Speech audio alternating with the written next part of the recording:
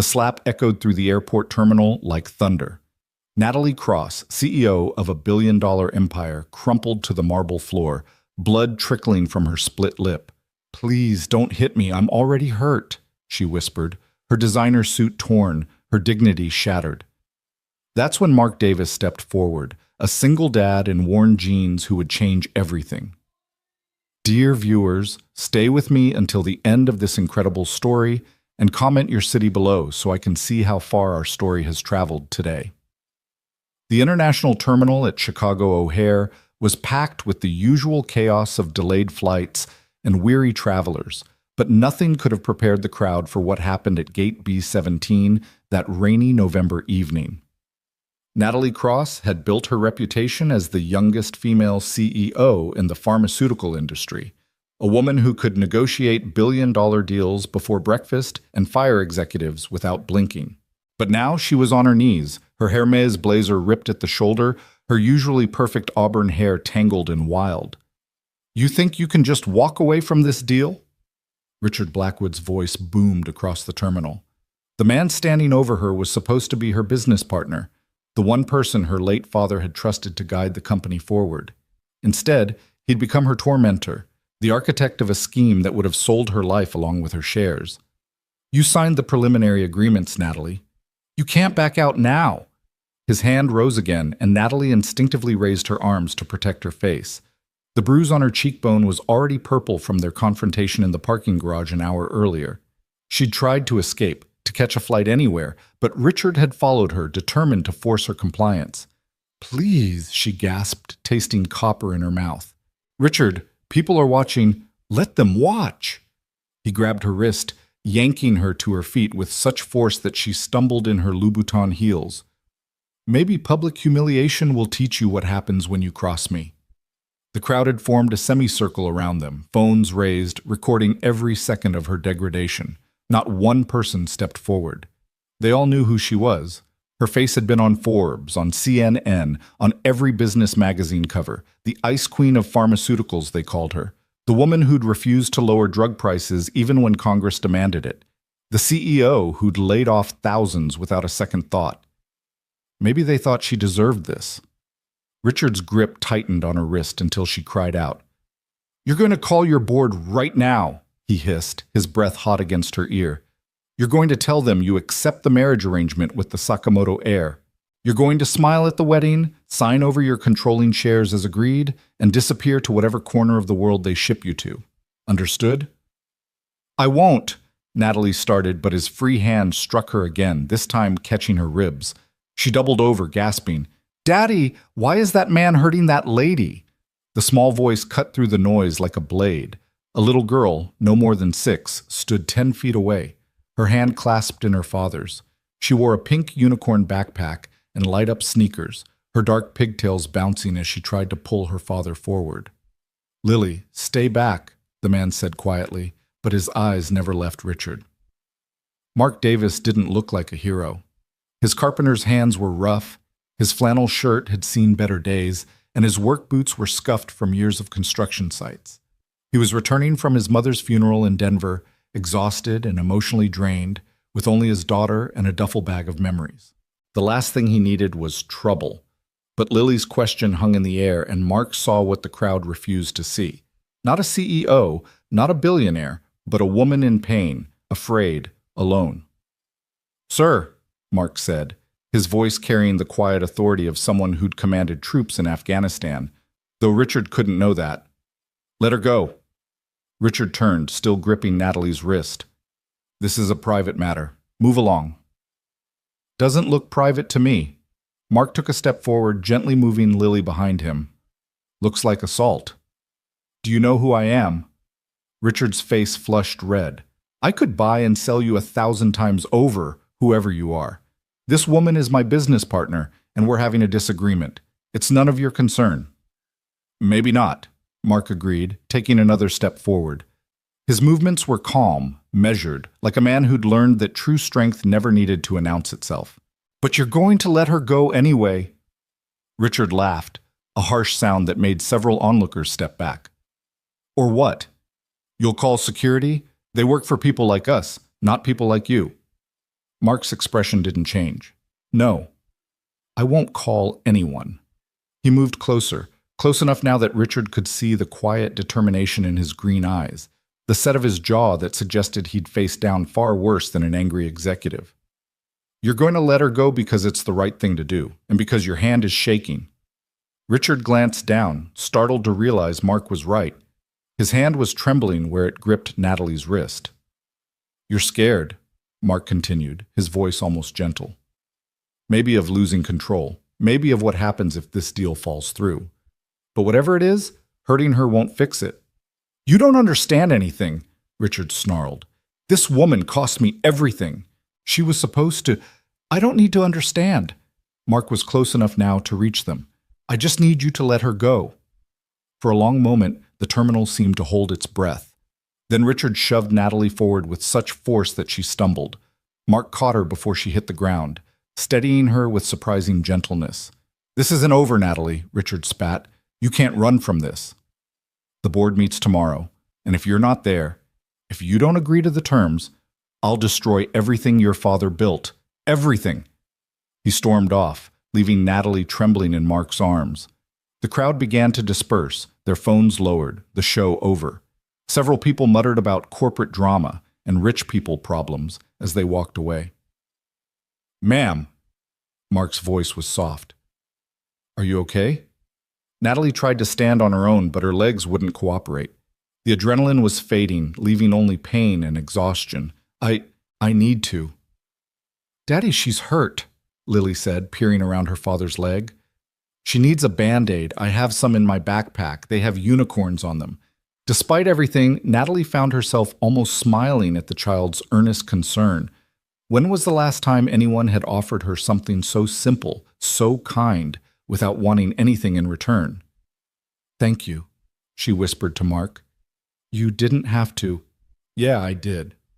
He glanced around the terminal. Is there someone I can call for you? Family? Friends? The question hit harder than Richard's fists. Family? Her parents were dead. Her stepbrother would probably side with Richard. Friends? She'd sacrificed every relationship for the company. She swayed on her feet and Mark steadied her again. Okay, let's get you seated at least. He guided her to a nearby bench, Lily trailing behind them like a devoted shadow. Lily, can you get those Band-Aids? The little girl immediately dropped her backpack and began rummaging through it with the seriousness of a surgeon preparing for operation. I also have juice boxes, she announced. Apple or fruit punch. Juice helps when you're sad. That's what Daddy says. Your daddy sounds smart, Natalie managed, her voice hoarse. Mark sat down beside her, maintaining a respectful distance, but close enough to catch her if she fainted. Up close, she could see the fatigue in his eyes, the stubble on his jaw that suggested he'd been traveling for a while. I'm Mark, he said simply. That's Lily. Natalie. She didn't add the cross or the CEO or any of the titles that usually followed her name. Right now she was just Natalie, sitting on a bench with a stranger and his daughter, wondering how her life had come to this. That man, Mark said carefully, is he going to come back? Probably. She touched her ribs gingerly, wincing. He needs me to. It's complicated. It always is. Mark watched as Lily produced a juice box and a handful of unicorn Band-Aids. But complicated doesn't give him the right to hurt you. You don't understand. I've done things, made decisions. Natalie's voice broke. Maybe I deserve... No. The single word was firm, final. Nobody deserves that. I don't care what you've done. Lily approached with her supplies, her little face scrunched in concentration. Where does it hurt most? She asked Natalie. Everywhere, Natalie admitted, then caught herself. I mean, I know what everywhere hurts feels like, Lily said solemnly. When Mommy went to heaven, everything hurt for a long time. But Daddy said that's okay because it means we loved really big. Mark's jaw tightened almost imperceptibly. Lily? It's okay, Daddy. The lady needs to know. Lily carefully placed a unicorn Band-Aid on Natalie's hand where the skin had scraped against the floor. See? Unicorns make everything better. That's just science. Despite everything, the pain, the humiliation, the fear of what tomorrow would bring, Natalie found herself laughing. It was a broken sound, half sob, but it was real. "You know what?" Mark said suddenly. "Our flight's been delayed another 2 hours. There's a decent restaurant in Terminal C. Nothing fancy, but they make good soup. When's the last time you ate?" Natalie tried to remember. Yesterday? The day before? She'd been running on coffee and anxiety for so long she'd forgotten what hunger felt like. "I couldn't impose." "You're not imposing. We're offering." Mark stood, extending his hand. "Besides, Lily's been begging for mac and cheese all day, and I never could say no to mac and cheese." "It's the best mac and cheese," Lily added seriously. "They put breadcrumbs on top." Fancy breadcrumbs. Natalie looked at the offered hand, calloused, steady, attached to a man who'd stood up for her when no one else would. Then she looked at Lily, still clutching her unicorn band-aids like precious treasure, ready to heal the whole world one scrape at a time. Her phone buzzed. 12 missed calls from board members. 20 texts from Richard. 3 voicemails from her stepbrother, probably threatening her with legal action if she didn't show up tomorrow. She turned the phone off. "Okay," she said, taking Mark's hand and letting him pull her to her feet. "Mac and cheese sounds good." They made an odd trio walking through the terminal. A construction worker in flannel, a battered CEO in designer clothes, and a 6-year-old in light-up shoes leading the way. People stared, some recognizing Natalie from the earlier scene, but Mark's presence seemed to create a buffer around them, a zone of protection that no one dared breach. The restaurant was nothing special, just another airport chain with overpriced food and harsh lighting. But when they sat down and Lily immediately began coloring on her placemat with crayons she'd produced from her seemingly bottomless backpack, something in Natalie's chest loosened. "So," Mark said, after they'd ordered, mac and cheese for Lily, soup for Natalie, a burger for himself. "You running to something or from something?" "Both." "Neither." Natalie wrapped her hands around her water glass, seeking its coolness. "I was supposed to fly to Tokyo. There's a merger, a marriage arrangement. My father set it up before he died. If I don't go through with it, I lose everything." "And if you do go through with it?" "I lose myself." The words came out before she could stop them. Mark nodded as if this made perfect sense. "Yeah, that's a tough one. You're not going to tell me what to do? Give me advice? Lady, I'm a single dad who works construction. I'm not qualified to give advice to anyone." He smiled slightly. "But I know what it's like to have everything you thought mattered disappear. Sometimes it's the best thing that can happen." "Daddy was in the army," Lily announced, not looking up from her coloring. "He was a hero, but he doesn't like to talk about it. Now he builds houses for families that don't have any. He's still a hero, just a different kind." "Lily, we talked about this." "It's true," Lily protested. "Mrs. Rodriguez said so, and Mr. Kim, and that man at the grocery store who cried when you fixed his roof for free." Mark's ears reddened. People exaggerate. But Natalie was studying him with new eyes, the quiet confidence, the way he'd assessed Richard's weakness, the protective instinct that had sent him forward when everyone else stepped back. "You were military?" "Army. Did my time. Now I do this." He gestured vaguely. "It's simpler." Their food arrived, and Lily dove into her mac and cheese with enthusiasm. Natalie took a spoonful of soup and nearly moaned. When had simple chicken noodle tasted so good? "Can I ask you something?" she said to Mark. "Shoot." "Why did you help me?" "Really?" Mark considered this, taking a bite of his burger. "Lily asked why that man was hurting you. What was I supposed to tell her? That sometimes people hurt each other and we just watch? That money or power makes it okay? She's going to grow up in this world. I want her to know that someone will always stand up, even when it's inconvenient, even when it's not their problem." "But you didn't know anything about me." "I could be... I'm not a good person, Mark. The things I've done for my company. Are you hurting anyone right now?" "What?"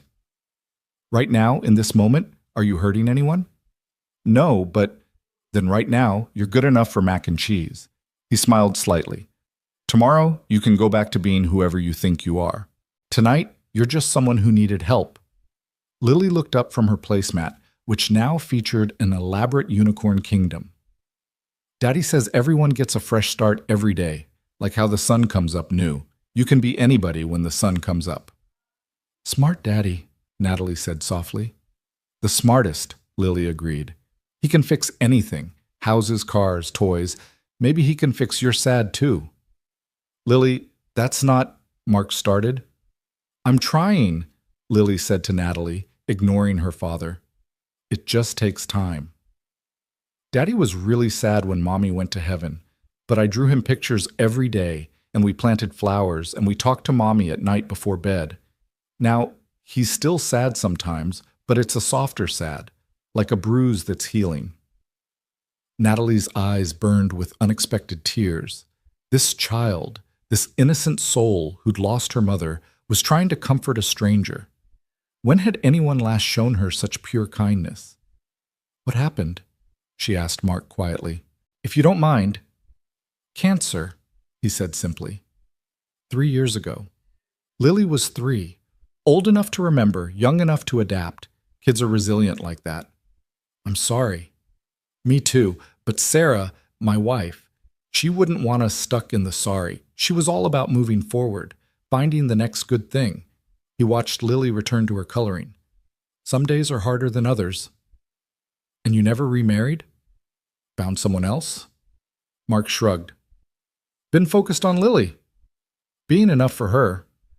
Work keeps me busy, and she's got activities, soccer, art class, a piano teacher who claims she has natural talent, but I think just likes my check clearing every month. Daddy, Lily protested, Mrs. Chen says I have promise. You have something, Mark agreed. I'm not sure it's musical. They fell into comfortable conversation, the kind that happens when strangers realize they're not really strangers at all, just people who hadn't met yet. Mark told her about his construction company, small but growing, specializing in affordable housing and renovation for low-income families. Natalie found herself sharing stories from before the CEO title, before the pressure, before she'd forgotten who she used to be. I wanted to be a teacher, she admitted, surprising herself. Elementary school. I loved kids, loved the idea of shaping minds, making a difference. But my father said teachers don't change the world, CEOs do. He was wrong, Mark said simply. Teachers changed my world. Mrs. Patterson, 5th grade, told me I was smart enough for college, even though my dad said college was for rich kids. She's the reason I got into West Point. But you didn't stay military? Sarah got sick right after my second deployment. Choices had to be made. I chose her, chose Lily. Never regretted it. The restaurant was starting to empty, the late hour and delayed flights creating an unusual calm in the terminal. Lily had progressed from coloring to building towers with sugar packets, her tongue stuck out in concentration. Your flight, Natalie said suddenly. I'm keeping you delayed another hour according to the board. Besides, Mark looked at her seriously. You shouldn't be alone right now. That man, Richard, he might come back. He will come back. He has too much riding on this deal. Natalie's phone, still off, felt like a weight in her purse. I should probably... Nope, Lily announced. You need more time. Daddy, tell her about the breathing thing. The breathing thing? For when everything feels too big, Lily explained. Daddy taught me. You breathe in for 4, hold for 4, out for 4. It makes your body remember it's okay. Special Forces training, Mark admitted, for dealing with stress. Lily had nightmares after. It helped. Show me? So there, in an airport restaurant with sticky tables and fluorescent lighting, a CEO worth billions learned to breathe from a 6-year-old and her father. In for 4, hold for 4, out for 4. Simple, basic, revolutionary. Better? Lily asked. Better, Natalie admitted. And it was true. The vice around her chest had loosened slightly. Our flight's boarding, Mark said, checking his watch. But, he hesitated, then pulled out his phone. Look, I know this is weird, but take my number. In case you need something, someone, whatever. Natalie stared at the offered phone. When did people just give their numbers anymore? No business card, no networking app, just a simple gesture of human connection. She entered her number, then his into her phone. Thank you, she said, for everything. Don't know how to repay. You don't. That's not how it works. Mark stood, helping Lily pack up her coloring supplies. You pass it on sometime. When you see someone who needs help, you help. That's the deal. Daddy, can she come with us? Lily asked suddenly. She doesn't have anywhere to go. Lily, she has a life here. Actually, Natalie said, surprising herself again, I don't. Not really. I have a company that's about to be taken from me, an apartment I barely see, and a family that only cares about my net worth. She stood as well, her decision suddenly crystal clear. I don't suppose you know any good hotels near where you live. I think I need to not be here for a while. Mark and Lily exchanged looks. Well, Mark said slowly, Chicago's got plenty of hotels. But it's late, you're hurt, and… He paused, seeming to wrestle with something. We have a spare room. It's nothing fancy, just a converted office, but it's clean and safe. You could stay tonight, figure out your next move when the sun's up and everything doesn't feel so overwhelming. I couldn't… Yes, Lily interrupted. Please say yes. I'll show you my room and my drawings and my fish. His name is Mr. Bubbles, but he doesn't blow bubbles, which I think is false advertising. Natalie looked at these two strangers who'd shown her more kindness in 2 hours than anyone had in years. The smart thing would be to say no, to check into a hotel, to face tomorrow's board meeting and salvage what she could of her empire. But when had the smart thing ever made her happy? Okay, she said. If you're sure, we're sure, Lily said firmly. Daddy, tell her we're sure. We're sure, Mark echoed, and his smile was warm, genuine. Come on, let's go home. They walked to their gate together, Lily between them, chattering about everything and nothing. Other passengers glanced at them curiously. The well-dressed woman with the bruised face, the working man with gentle eyes, the child who seemed to think she'd just won the lottery by gaining a new friend. As they boarded the plane to Chicago, Natalie's phone buzzed one more time in her purse. She pulled it out, saw Richard's name, and without hesitation turned it completely off. Window or aisle? Mark asked, checking their boarding passes. I… Natalie realized she hadn't flown commercial in 5 years. The company jet was always waiting. I don't know. Window, Lily decided. You need to see the clouds. Daddy says Mommy lives in the clouds now, so they must be pretty special. As Natalie settled into the middle seat, Lily at the window and Mark on the aisle, she felt something she hadn't experienced in years. Protected. Safe. Part of something, even if that something was temporary and made no sense. The plane lifted off into the night sky, leaving behind the terminal where Natalie Cross, the CEO, had fallen to her knees. But the woman sitting between Mark and Lily, watching the lights of the city fade below, wasn't really that CEO anymore. She was just Natalie, and for the first time in longer than she could remember, that felt like enough. Lily reached over and took her hand as the plane climbed higher. Don't worry, the little girl whispered. Daddy and I are really good at taking care of people. We practiced on each other. Mark heard and reached across to squeeze Natalie's other hand briefly. She's right. We're pretty good at it. Outside the window, the clouds parted to reveal a sea of stars, and Natalie thought that maybe, just maybe, there was more than one way to be powerful in this world.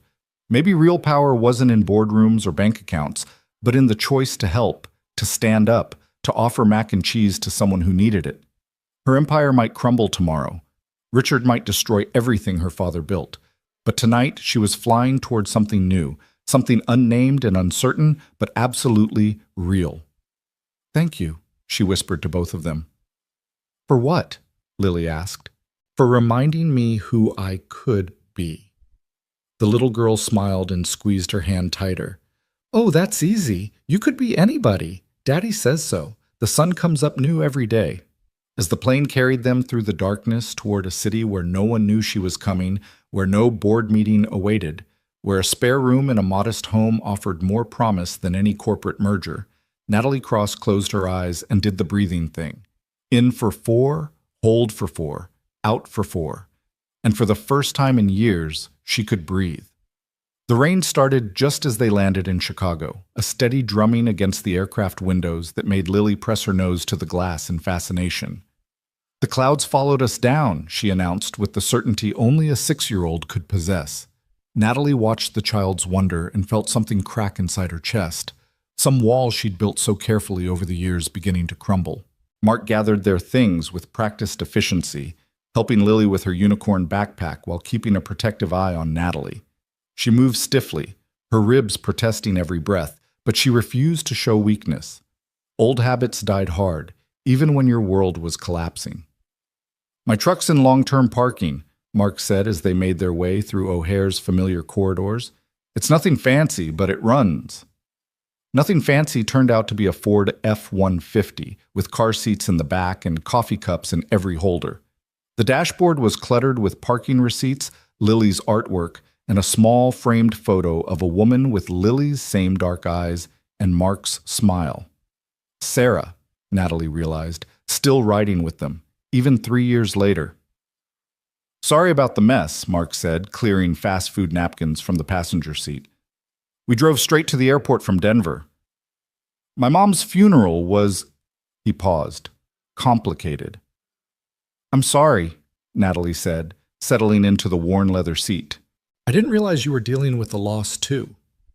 "Daddy's mom was mean," Lily piped up from her car seat. "She said I reminded her of Mommy, and that made her sad, which doesn't make sense because Mommy should make people happy, not sad." "Lily, we talked about this. It's true. She said Mommy trapped you with a baby and that's why you left the army. But that's stupid because I wasn't even born when you left the army. I came after, which means I'm not a trap. I'm a surprise, like finding money in your pocket."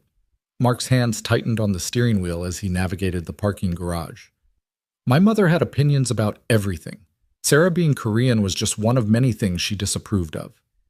Natalie thought of her own father, his endless disapproval, his constant push for more, better, bigger. "Families are complicated," she said softly. "The best ones are," Mark agreed, pulling onto the rain-slicked highway. "The worst ones are just mean." They drove in comfortable silence for a while, Lily humming something tuneless in the back, the wipers beating a steady rhythm. Natalie watched the city lights blur past, each one representing a life, a story, a world she'd never bothered to notice from her corner office high above the streets. "We're almost home," Mark said, taking an exit into a neighborhood that had seen better days. Small houses crowded together, some well-maintained, others showing the wear of hard times. "It's not much, but it's perfect," Natalie interrupted, surprising herself with her vehemence. "It's real." Mark's house sat on a corner lot, a 2-story craftsman that had obviously been restored with love and skill. The porch light was on, casting a warm glow over the rain-wet steps. Window boxes held the remnants of summer flowers, and a child's bicycle leaned against the railing. "I've been fixing it up slowly," Mark said, pulling into the narrow driveway. "Bought it as a foreclosure 3 years ago, right after Sarah died. Needed something to do with my hands. Daddy built my whole room," Lily announced, "with shelves that look like trees and a reading nook that's like a cave, but not scary. He says building things helps his inside feel less broken." Mark's ears reddened. "Lily has no filter," he said apologetically. "No," Natalie said. "She has no pretense. There's a difference." They hurried through the rain to the front door, Mark carrying a sleeping Lily who'd finally succumbed to the late hour. Inside, the house was exactly what Natalie expected, and nothing like it at the same time. Clean but lived in, organized but clearly home to a child. The walls were covered with Lily's artwork, framed like masterpieces.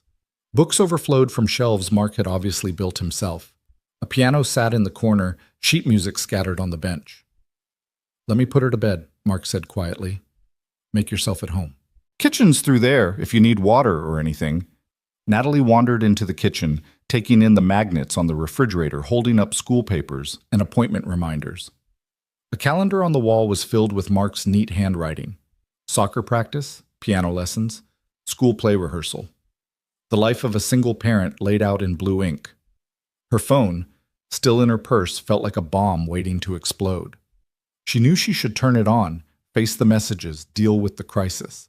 But standing in this warm kitchen with its mismatched chairs and coffee-stained counters, she couldn't bring herself to let that world back in yet. "She went down easy," Mark said, returning. "Usually takes 3 stories and a negotiation about breakfast." You must have worn her out with all that excitement. She's remarkable, Natalie said. You've done an amazing job with her. I've done what I could. Some days that feels like enough. Other days. He shrugged, pulling 2 mugs from a cabinet. Tea? Coffee? Something stronger? I think I have a bottle of whiskey somewhere that someone gave me after Sarah's funeral. Tea sounds perfect. They stood in comfortable silence while the water boiled, the rain creating a cocoon around the little house. Natalie found herself studying Mark when he wasn't looking, the way his hands moved with careful precision, the slight stoop to his shoulders that spoke of carrying too much for too long, the gentleness that seemed to radiate from him despite his obvious strength. "Can I ask you something?" she said as he handed her a mug of chamomile tea. "Sure." "Why did you really help me?" The truth this time. Mark leaned against the counter, considering.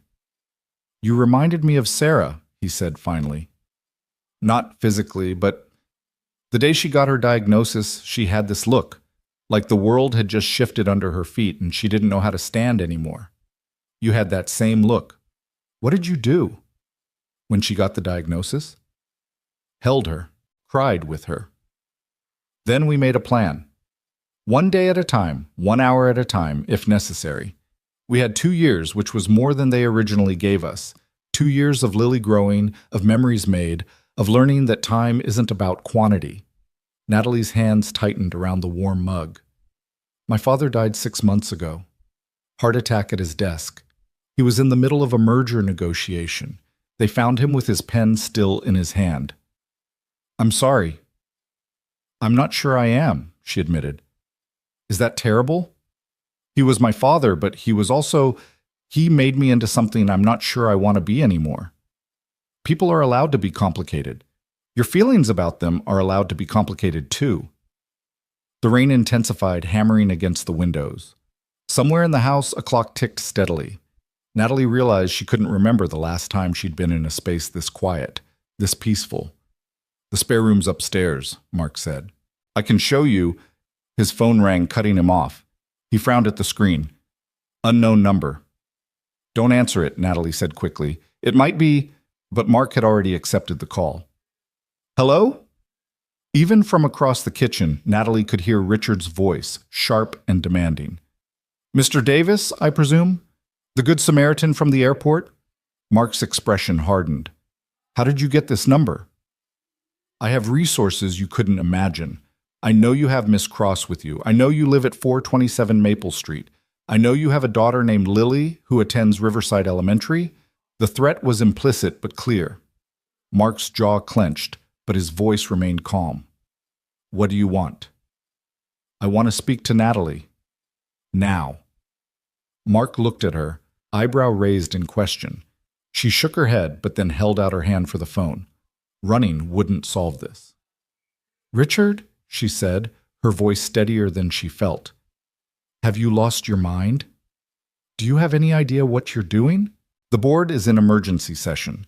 The Sakamoto family is threatening to pull out entirely. 20,000 jobs, Natalie.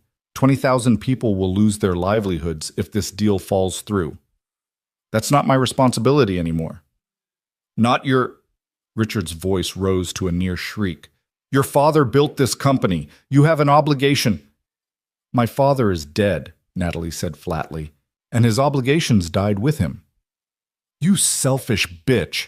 You'd throw it all away for what? Some misguided rebellion? A mental breakdown?" Mark moved closer, not touching, but present, a solid wall of support. Natalie drew strength from his proximity. "I'm throwing it away for my life," she said, "for the chance to be something more than a signature on contracts I don't believe in." "You think you can just walk away?" "I have documents with your signature, preliminary agreements. The board can sue you into oblivion." "Then let them." Silence on the other end, then Richard's voice, low and dangerous. "I'm coming to Chicago. We're going to settle this face to face. I won't see you. You will. Because if you don't, I'll make sure your new friend loses everything, his construction business, his house, maybe even his precious daughter. Foster care can be so traumatic for children, don't you think?" The line went dead. Natalie stood frozen, the phone still pressed to her ear. Mark gently took it from her hand. He can't, she started. He can try, Mark said calmly. Men like him always think they can buy or threaten their way into anything.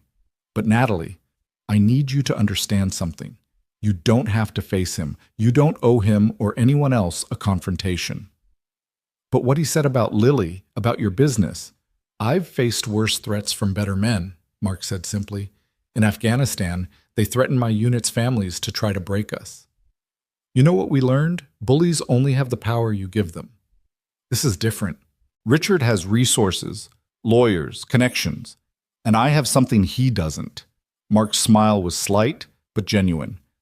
Nothing left to lose except what really matters. My business? I can rebuild. My house? It's just walls and a roof. But Lily, my integrity? Those aren't for sale or subject to negotiation. Natalie sank into one of the kitchen chairs, suddenly exhausted. I shouldn't have come here. I've put you both in danger. No, Mark said firmly, sitting across from her. You've given us a chance to do something that matters. Lily learned tonight that standing up for someone isn't just a concept, it's an action. That's worth any risk. You don't even know me. I could be lying about everything. Are you? No, but then we're good. He stood, moving to a drawer and pulling out a first aid kit. Now, let me look at those ribs. I've got some training from my army days. I'm fine.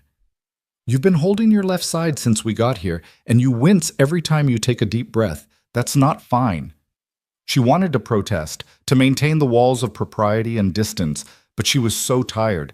Tired of being strong, tired of being alone, tired of pretending everything was under control when it hadn't been for months. Okay, she whispered. Mark's hands were gentle as he helped her out of her suit jacket, revealing the bruises that had bloomed across her ribs like purple flowers. He hissed through his teeth. This needs an X-ray, he said. You could have broken ribs. They're just bruised. I've had worse. Mark's hand stilled. From him? From life, she said, not quite answering. The physical bruises are new. The other kind, those I've been collecting for years. He carefully applied arnica cream to the worst of the bruising, his touch clinical but caring. Sarah used to say that emotional bruises needed the most tending. They're the ones that don't heal on their own. How did she heal them? Time, love, purpose beyond herself. He helped her back into her jacket. She volunteered at a women's shelter before she got too sick. Said it reminded her that everyone was fighting something. I've never volunteered for anything, Natalie admitted. Never had time. You have time now. The simple statement hit her like a revelation. She did have time now. For the first time in her adult life, she had no meetings tomorrow, no calls to return, no deals to close. The freedom was terrifying and exhilarating in equal measure. A small voice from the doorway made them both turn. Are you fixing her? Lily stood there in dinosaur pajamas, rubbing sleepy eyes. Hey, Sweet Pea, Mark said. You should be asleep. I heard voices. Angry voices. Lily patted over to Natalie. Was it the mean man from the airport? Yes, Natalie said, seeing no point in lying. But it's okay. Your daddy scared him away. Lily climbed into Natalie's lap with the confidence of a child who'd never been rejected. Daddy's good at scaring away bad things. He checks my closet every night and tells the monsters to go away. They always listen. Maybe he can teach me that trick, Natalie said, smoothing Lily's hair. It's easy, Lily said seriously. You just have to use your strong voice and mean it. Monsters can tell if you don't mean it. All right, monster fighter, Mark said, lifting Lily from Natalie's lap. Back to bed. Can Miss Natalie tuck me in too? Mark looked at Natalie questioningly. She nodded, standing carefully. Lily's room was exactly as described, a masterpiece of a father's love. The shelves really did look like trees, complete with carved leaves and hidden birds. The reading nook was a cozy cave with fairy lights strung along the opening. Every surface held treasures, rocks, feathers, broken jewelry transformed into fairy crowns. This is my mommy, Lily said, showing Natalie a photo by her bed.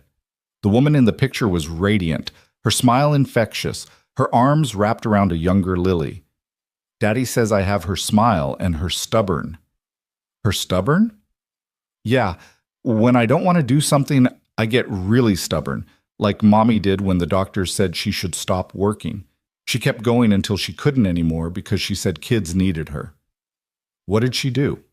She was a nurse. For kids. Daddy says she made scared kids brave. Mark tucked the blankets around Lily with practiced ease. Story or song? Song, Lily decided. The one about the blackbird. Mark sat on the edge of the bed and began to sing softly, his voice rough but tender. Blackbird singing in the dead of night, take these broken wings and learn to fly. Natalie stood in the doorway, watching this nightly ritual, and felt her heart crack wide open. This was wealth. This was power. This small room with its handmade wonders. This child with her absolute trust. This man with his quiet strength. Her phone buzzed in her pocket. Without looking, she knew it was Richard or the board or her stepbrother or any of the dozen people who thought they owned pieces of her. She left it unanswered. When Lily was asleep, Mark showed Natalie to the spare room. It was simple but clean, with a quilt that looked handmade and a small window overlooking the backyard. Sarah's mother made that quilt, Mark said, indicating the bed. She sends one every Christmas. I think it's her way of staying connected to Lily. It's beautiful. There are towels in the bathroom, and I'll find you something to sleep in. Sarah's clothes are still... He paused. I kept them. I know that's probably weird, but it's not weird, Natalie said. It's love. Mark looked at her for a long moment, something shifting in his expression. Yeah, he said quietly. It is. He returned with a soft t-shirt and pajama pants. They might be a bit small, but they're comfortable. After he left, Natalie changed slowly, her ribs protesting. Sarah's clothes smelled faintly of lavender, and something else, something indefinable but comforting. She sat on the bed, looking around the small room that was now, temporarily, hers. Her phone rang again.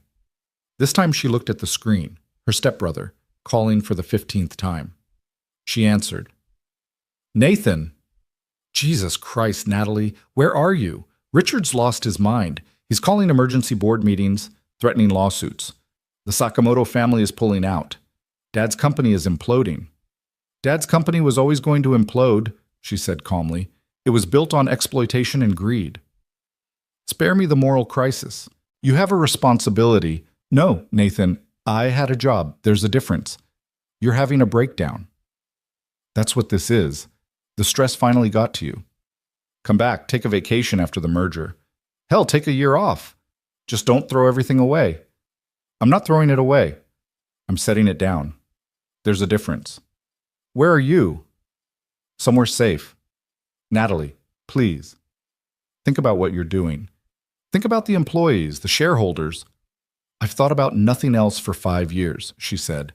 Now I'm thinking about me. She hung up and turned off the phone completely. A soft knock at the door made her look up. Mark stood there with a glass of water and 2 ibuprofen. Thought you might need these, he said. Thank you. She took the pills gratefully. Mark, I need to be honest with you. Tomorrow is going to get ugly. Richard won't give up. The board will probably sue me. The media will get involved. Your life is about to become very complicated if I stay here. My life got complicated the day Sarah got diagnosed, Mark said. Everything since then has been manageable. He paused in the doorway. But if you want to leave, if you think that's best, I'll drive you wherever you want to go. What do you think I should do? I think, Mark said slowly, that you should stop running from something and start running to something. But that's just me. What would I run to? That's for you to figure out. But Lily and I make pretty good pancakes, so at minimum, you could run to breakfast. After he left, Natalie lay in the narrow bed, staring at the ceiling, listening to the rain against the window. Somewhere in this house, a little girl slept surrounded by handmade wonders. Down the hall, a man who'd lost everything that mattered except his daughter was probably lying awake, wondering if he'd made a mistake letting a stranger into their carefully rebuilt life. But he had let her in, without knowing her history, her sins, her failures. He'd seen her at her lowest and offered not judgment, but sanctuary. Her empire was crumbling. By tomorrow, she might be sued into bankruptcy, her reputation destroyed, her father's legacy in ruins. Richard would win. The board would win. Everyone who said she couldn't walk away would win. Except, would they? What was winning, really? Was it sitting in a boardroom at midnight signing deals that destroyed communities? Was it marrying a stranger for a merger? Was it dying at your desk with a pen in your hand and no one who truly mourned you? Or was it this? A borrowed room, a handmade quilt, the promise of pancakes and the trust of a child who drew unicorns to heal wounds. The rain continued its steady rhythm, and somewhere between one breath and the next, Natalie made her decision. Not the big decision. That would come later with lawyers and documents and formal resignations, but the small decision, the one that mattered most. She would stay for breakfast. She would stay to see Lily's fish that didn't blow bubbles. She would stay to learn how Mark had rebuilt his life from the ashes of loss. She would stay because for the first time in years, someone had seen her not as a CEO or an heiress or a problem to be solved, but as a person who needed help. Tomorrow, Richard would come with his threats and his lawyers. The board would demand answers. The media would paint her as either a villain or a victim, neither of which was true. But tonight, she was just Natalie, wearing borrowed pajamas in a stranger's spare room, listening to the rain and feeling something she'd thought was dead forever. Hope. The sound of footsteps in the hall made her sit up, not Mark's heavy tread, but lighter. Lily appeared in the doorway, dragging a stuffed elephant behind her. "I can't sleep," she announced. "Mr. Elephant says you're sad and need company." "Mr. Elephant is very wise," Natalie said, shifting over to make room. Lily climbed into bed beside her, arranging herself and the elephant with great ceremony. "Daddy says it's okay to be sad. It means you're human. Robots don't get sad." "I felt like a robot for a long time," Natalie admitted. "But not anymore?" "No, not anymore." "Good. Robots can't eat pancakes. Their circuits would get sticky. They lay in comfortable silence, the little girl's warmth a balm against the ache in Natalie's ribs and heart. "Miss Natalie." "Yes? Are you going to stay?" "For breakfast, yes. What about after breakfast?" "I don't know." Lily considered this. When Mommy was sick, she didn't know about tomorrow either. So we made up a game. We'd say, "Today I'm here," every morning. That way we didn't have to worry about tomorrow. "Today I'm here," Natalie whispered. "See?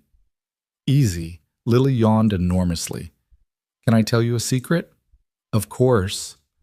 "I think Daddy likes you. Not like because he still loves Mommy, but likes you like you're important. He doesn't let many people be important. You're very observant for 6. I'm almost 7. That's practically grown up." Mark's voice from the doorway made them both look up. "Lily Marie Davis, what are you doing out of bed?" "Keeping Miss Natalie company," Lily said innocently. Mr. Elephant insisted. "Mr. Elephant needs to learn boundaries." But Mark's voice was fond, not angry. "Come on, back to your own bed." "Can I stay?" "Please, I'll be quiet." Mark looked at Natalie, who nodded. "Fine. But if I hear giggling, you're out."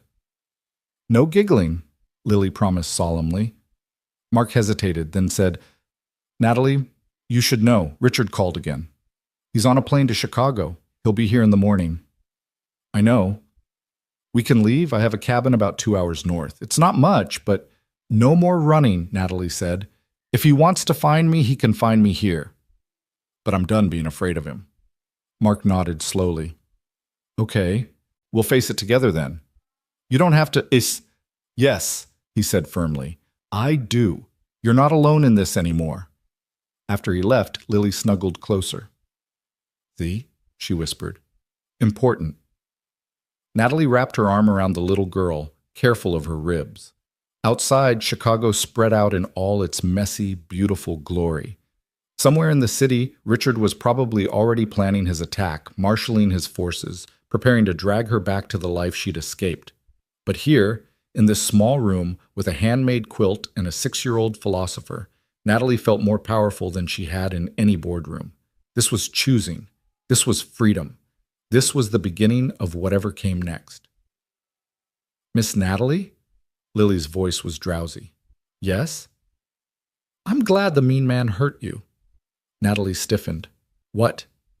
Not glad he hurt you, but glad it made you come with us. Sometimes bad things lead to good things. Mommy said so. Your mommy was very wise. The wisest. Except about vegetables. She thought Brussels sprouts were food, which is obviously wrong. Natalie found herself laughing, actually laughing, for the first time in months. It hurt her ribs, but healed something else. Go to sleep, she said softly. You too. Tomorrow needs us rested. Why? Because tomorrow we make pancakes. Pancakes require energy. As Lily's breathing deepened into sleep, Natalie stared at the ceiling and thought about choices. Every choice she'd made for the last 5 years had been about preserving her father's legacy, meeting others' expectations, maintaining an image. But Mark had chosen love over career when Sarah got sick. Lily chose joy even after losing her mother. Sarah had chosen to keep working with sick children until she couldn't anymore. All of them had chosen humanity over everything else. The rain had stopped, leaving only the sound of water dripping from the gutters. Somewhere a dog barked. A car passed, its headlights briefly illuminating the room before moving on. The ordinary sounds of an ordinary neighborhood where extraordinary people lived their extraordinary ordinary lives. Her phone, still off, held no power here. Richard's threats felt distant, almost abstract. The board's anger, the merger's collapse, the empire's fall, none of it could touch this moment, this room, this unexpected peace. Today I'm here, she whispered to the darkness. And for today, that was enough. The first light of dawn was just beginning to creep through the window when Natalie woke. Lily was sprawled across the bed like a starfish, Mr. Elephant somehow on the floor. The smell of coffee drifted up from downstairs, along with the sound of quiet movement in the kitchen. Natalie carefully extracted herself from the bed, tucked Lily back in, and padded downstairs. Mark was at the stove, already dressed in jeans and a flannel shirt, making what appeared to be preparations for the promised pancakes. Morning, he said without turning around. Coffee's ready. How did you know it was me? Lily sounds like a herd of elephants on the stairs. You move like someone who's learned to be invisible. She poured herself a cup of coffee, wrapping her hands around its warmth. Old habit. In board meetings, the less notice you draw before you strike, the better. Sounds exhausting. It was. They stood in comfortable silence, watching the sunrise paint the kitchen gold. The ordinary magic of a new day beginning. He'll be here soon, Mark said. Richard? I know. What's your plan? I don't have one, Natalie admitted. For the first time in my life, I don't have a plan. That's not necessarily a bad thing. It's terrifying. The best things usually are. Mark flipped a test pancake with practiced ease. Sarah was terrified when we found out she was pregnant. We were young. I was about to deploy. She was in nursing school. Nothing about it made sense. But Lily happened anyway. The best things don't wait for perfect timing. The doorbell rang at exactly 8:30, just as Lily was drowning her third pancake in enough syrup to float a small boat. The sound cut through the morning warmth like a blade, and everyone froze. Even Lily, who'd been chattering nonstop about her upcoming school play, fell silent. That's him, Natalie said unnecessarily. Her coffee cup trembled slightly as she set it down. Mark stood, his movement calm and deliberate. Lily, honey, why don't you go upstairs and play in your room for a bit? But I'm not done with pancakes, Lily protested, then caught sight of their faces. Is it the mean man? Yes, Mark said simply. He'd learned never to lie to his daughter about hard things. Lily slid off her chair and walked over to Natalie, wrapping her small arms around her waist.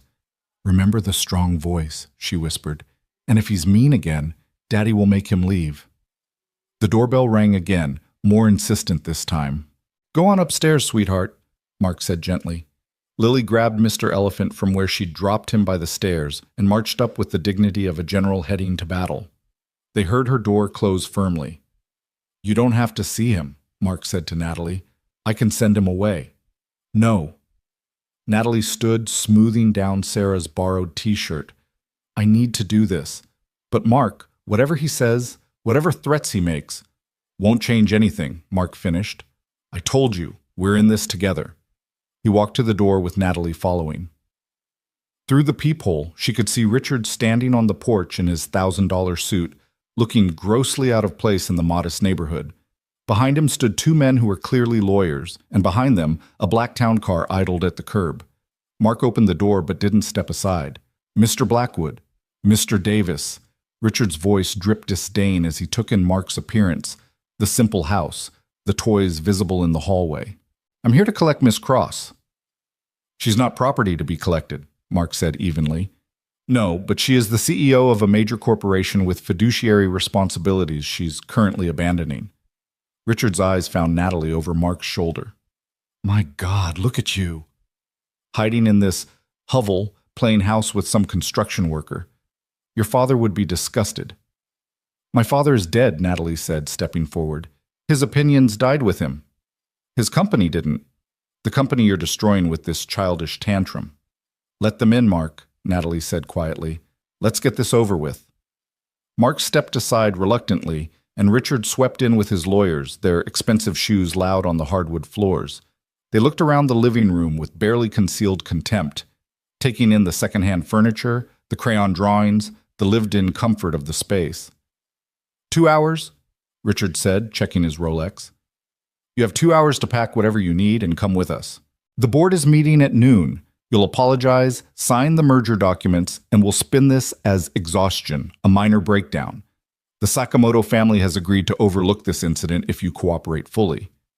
No, Natalie said simply. Richard's face flushed. No? You can't just say no. You have contracts, obligations. Actually, one of the lawyers interrupted, pulling out a tablet. She can. I've reviewed the preliminary agreements. Without her final signature, they're meaningless. However, he turned to Natalie, the board can remove you as CEO and sue you for breach of fiduciary duty. You could lose everything. I've already lost everything that mattered, Natalie said. My soul, my integrity, my sense of self. Losing money seems trivial in comparison. 20,000 jobs, Richard said, playing his trump card. 20,000 families depend on this merger going through. Their mortgages, their children's college funds, their futures. You're destroying all of it for what? To play domestic in this working-class fantasy? The words hit home. Natalie wavered, thinking of all those employees, all those families. Mark moved closer, not touching, but present, solid. That's manipulation, he said quietly. If the company needs this merger to survive, then it was already failing. That's not on Natalie. What would you know about it? Richard sneered. You hammer nails for a living. I know right from wrong, Mark replied, which seems to be more than you do. Richard ignored him, focusing on Natalie. Your mother's medical research foundation, it's funded entirely by company profits. Without the merger, it closes. Everything she worked for, gone. Natalie felt the blow like a physical hit. Her mother had died when she was 12, cancer taking her slowly, painfully. The foundation had been her father's way of honoring her memory, and Natalie had poured money into it for years. You bastard, she whispered. I'm practical, Richard corrected. Something you used to be. Come back, Natalie. Save the company, save the jobs, save your mother's legacy. All you have to do is sign papers and show up for some photos. The marriage doesn't even have to be real. Separate bedrooms, separate lives, just maintain appearances. Like my parents did?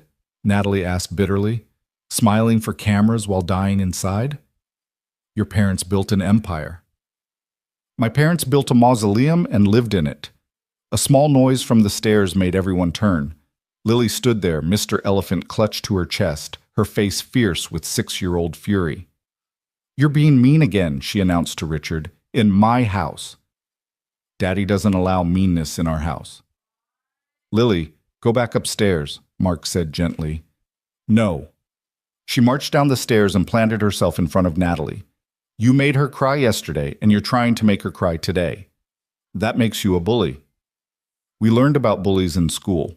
They're scared people who make others feel bad so they feel better. Richard stared at the child as if she were an alien species. This is none of your concern, little girl. My name is Lily Marie Davis, she said with dignity, And you're in my house making my friend sad. That makes it my concern. One of the lawyers coughed, hiding what might have been a laugh. Richard's face darkened. This is exactly the problem, he said to Natalie. You're hiding behind a child now. How far you've fallen. She's not hiding, Lily said matter-of-factly. She's choosing. Daddy says choosing is the hardest thing adults do, but Miss Natalie is brave. She chose us over you, which means we're better than you. The simple logic of it, delivered with such certainty, seemed to stop Richard cold. For a moment the room was silent except for the tick of the clock on the mantel. Then Natalie laughed. Really laughed, for the second time in 24 hours. She's right, she said. A 6-year-old sees it clearer than any of us. I'm choosing. Not them over you, Richard. Me over everything else. You're making a mistake, Richard said coldly. I'll destroy you. No one will hire you. No bank will lend to you. You'll be a pariah in every boardroom in the country. Good, Natalie said. Boardrooms are where souls go to die. Richard gestured to his lawyers. Draw up the papers. Full corporate divorce. She forfeits everything. Salary, bonuses, stock options, everything. I want one thing, Natalie said suddenly. My mother's foundation. Separate it from the company. Give it independent funding from my trust fund. That's my only condition. Richard smiled nastily. No. You walk away with nothing or you come back with everything. Your choice. Mark stepped forward. Get out of my house. We're not done. Yes, you are. Mark's voice carried the quiet authority it had at the airport. You've made your threats. She's made her choice. Now leave before I help you leave. Richard looked at Mark, really looked at him for the first time, and something in Mark's stance, his eyes, made the executive step back. This isn't over, he said to Natalie. Yes, she said quietly, it is. They left in a flurry of expensive suits and legal threats, the door slamming behind them. The house felt suddenly empty, deflated. Natalie sank onto the couch, her head in her hands. I just destroyed my mother's foundation, she said numbly. 20,000 jobs, everything my father built. Lily climbed onto the couch beside her. But you built something else. What? Today. You built today. The little girl patted her hand. Daddy says that's all we really have anyway. Mark sat on Natalie's other side, careful not to crowd her. She's right. You can't save everyone, Natalie. Sometimes you can barely save yourself. But all those people will find other jobs. The company will survive or it won't. But you get this one life. That's it. Natalie's phone rang. She looked at the screen, her stepbrother again. Answer it, Mark said. Might as well deal with everything at once. She put it on speaker. Nathan. Jesus Christ, Natalie. Richard just called. He says you've lost your mind, that you're shacked up with some random guy and his kid. I'm staying with friends. Friends? Since when do you have friends? You have employees and competitors. That's it. The truth of it stung. Maybe that's the problem. The problem is you're having some kind of breakdown. Mom's foundation, Natalie. You're really going to let it die? Mom's been dead for 28 years, Nathan. The foundation won't bring her back. But it's her legacy. No. We're her legacy, you and me. And what have we become? You're a hedge fund vampire, and was a pharmaceutical tyrant. You think that's what she'd want? Silence on the other end. Then, where are you? Chicago. I'm coming there.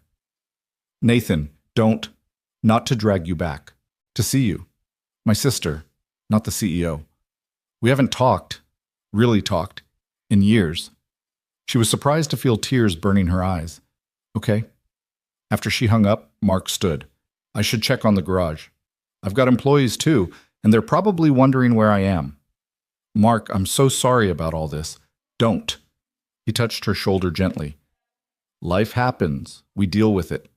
He looked at Lily. Want to come help at the shop, kiddo? Can Miss Natalie come? If she wants.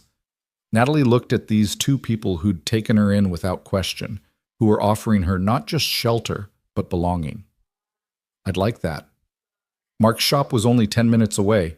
a converted warehouse with Davis Construction Building Dreams, one home at a time, painted on the side. Inside it smelled of sawdust and possibility. 3 men were working on what looked like cabinet doors, and they all looked up when Mark entered. "Boss, we thought you'd been abducted by aliens," one called out, a heavy-set black man with kind eyes. "Close," Mark said. "Lily, you remember Mr. Jerome." "Hi, Mr. Jerome." Lily ran over to show him Mr. Elephant. "This is Miss Natalie. She's staying with us because a mean man hurt her, but Daddy scared him away." Jerome looked at Natalie, taking in her bruised face and borrowed clothes, and his expression softened. "Well, any friend of Lily's is welcome here." The other workers introduced themselves. Tom, an older white man with gnarled hands that spoke of decades of craftsmanship, and Miguel, young and eager, clearly learning the trade. They accepted her presence without question, returning to their work with the easy rhythm of people who knew their value wasn't measured in stock prices. "What are you building?" Natalie asked, running her hand over a smooth piece of oak. "Cabinets for the Hendersons," Mark said. "They're retiring, downsizing, but wanted something special for their new place. Tom's been working on the detail work for weeks." Tom looked up with quiet pride. 40 years of marriage deserves good cabinets. Natalie watched them work, the careful precision, the pride in craftsmanship, the easy camaraderie. This was creation, not destruction, building up, not tearing down. "Can I help?" she asked suddenly. Miguel laughed. "You ever used a sander?" "No." "Then you can definitely help." "Sanding's where everyone starts?" He handed her safety glasses and showed her how to hold the tool. "Just follow the grain. Wood'll tell you where to go if you listen." For the next 2 hours, Natalie sanded cabinet doors, while Lily drew at a small table Mark had obviously set up for her. The repetitive motion was soothing, meditative. Her phone rang constantly, but she ignored it. The world wanted CEO Natalie Cross, but she was just Natalie, learning to follow the grain. "You're a natural," Tom said, inspecting her work. "Sure you've never done this before?" "I've spent 5 years going against the grain," she said. "Following it is a nice change." Around noon, Nathan arrived. Natalie barely recognized her stepbrother. Gone was the usual 3-piece suit. He wore jeans and a polo shirt, looking oddly vulnerable. "This is where you're hiding?" he asked, looking around the workshop. "This is where I'm living," she corrected. They walked outside to talk, leaving Mark and his crew to their work. Nathan leaned against the building, studying her. "You look different," he said finally. "Bruised?" "Free," he sighed. "Richard's telling everyone you've had a psychotic break. The board's in emergency session. The Sakamoto deal is dead." "I know." "You really don't care?" "I care, but not enough to go back." Nathan was quiet for a long moment. "You know, I hated you for a while. After Mom died, Dad gave you everything. His attention, his company, his expectations. I got the leftovers." "Nathan, no, let me finish. I hated you, but I also felt sorry for you. Because at least I got to escape. I got to build my own thing, even if it's not particularly noble. You? You got trapped in his vision. I trapped myself." "Did you? Or did we all just play the roles we were given until we forgot we were acting?" She looked at her stepbrother, really looked at him for the first time in years. He seemed smaller somehow, or maybe she was just seeing him without the filter of resentment and competition. "What do I do now?" she asked. "Whatever you want. That's the terrifying and wonderful thing about burning bridges. You can't go back, so you have to go forward." "The foundation? I'll fund it," Nathan said suddenly. "Not at the same level, but enough to keep the research going. Mom would have hated what Richard's doing." "You didn't even like Mom." "No, but I loved her." "Complicated, remember?" They stood in silence, watching traffic pass, 2 damaged children of a damaged family trying to find their way. "The guy inside," Nathan said. "Mark? He seems good." "He is. You love him?" "I met him yesterday." "That's not an answer." "I don't know what love is anymore. But I know that when I'm with him and Lily, I remember who I wanted to be before I forgot I had a choice." "That might be love, or at least the beginning of it." A car pulled up, and Tom's wife emerged with bags of food. "Lunch!" she called out. "I made too much again." It was an obvious lie. She'd clearly cooked for everyone, but it was the kind of lie that made the world softer. They all sat around a makeshift table in the workshop, passing containers of homemade food, laughing at Lily's jokes, existing in the simple grace of a shared meal. Nathan watched it all with wonder. "When's the last time we did this? Just ate with people?" "I can't remember," Natalie admitted. "Me either." After lunch, Nathan pulled her aside once more. "I have to ask, what's your plan? Long term?" "I don't have one." "You always have a plan." "Not anymore. Plans got me where I was. Now I'm just trying to be where I am." He hugged her suddenly, awkwardly. They weren't a hugging family, hadn't been since their mother died. "Call me," he said, "when you figure out what comes next." After he left, Natalie found herself back at the sander, smoothing wood while Lily napped on the small couch in Mark's office. The afternoon light slanted through the windows, turning sawdust into golden fairy dust. "Your brother seems nice," Mark said, working beside her. "We haven't been nice to each other in a long time." "Maybe that's changing too." Her phone rang again. This time she recognized the number. Her personal lawyer, not one of Richard's corporate sharks. "Miss Cross, I've been trying to reach you. There's something you should know. Your father's will had a provision I wasn't allowed to discuss until now. If you ever left the company voluntarily, a trust fund activates. It's substantial." "What?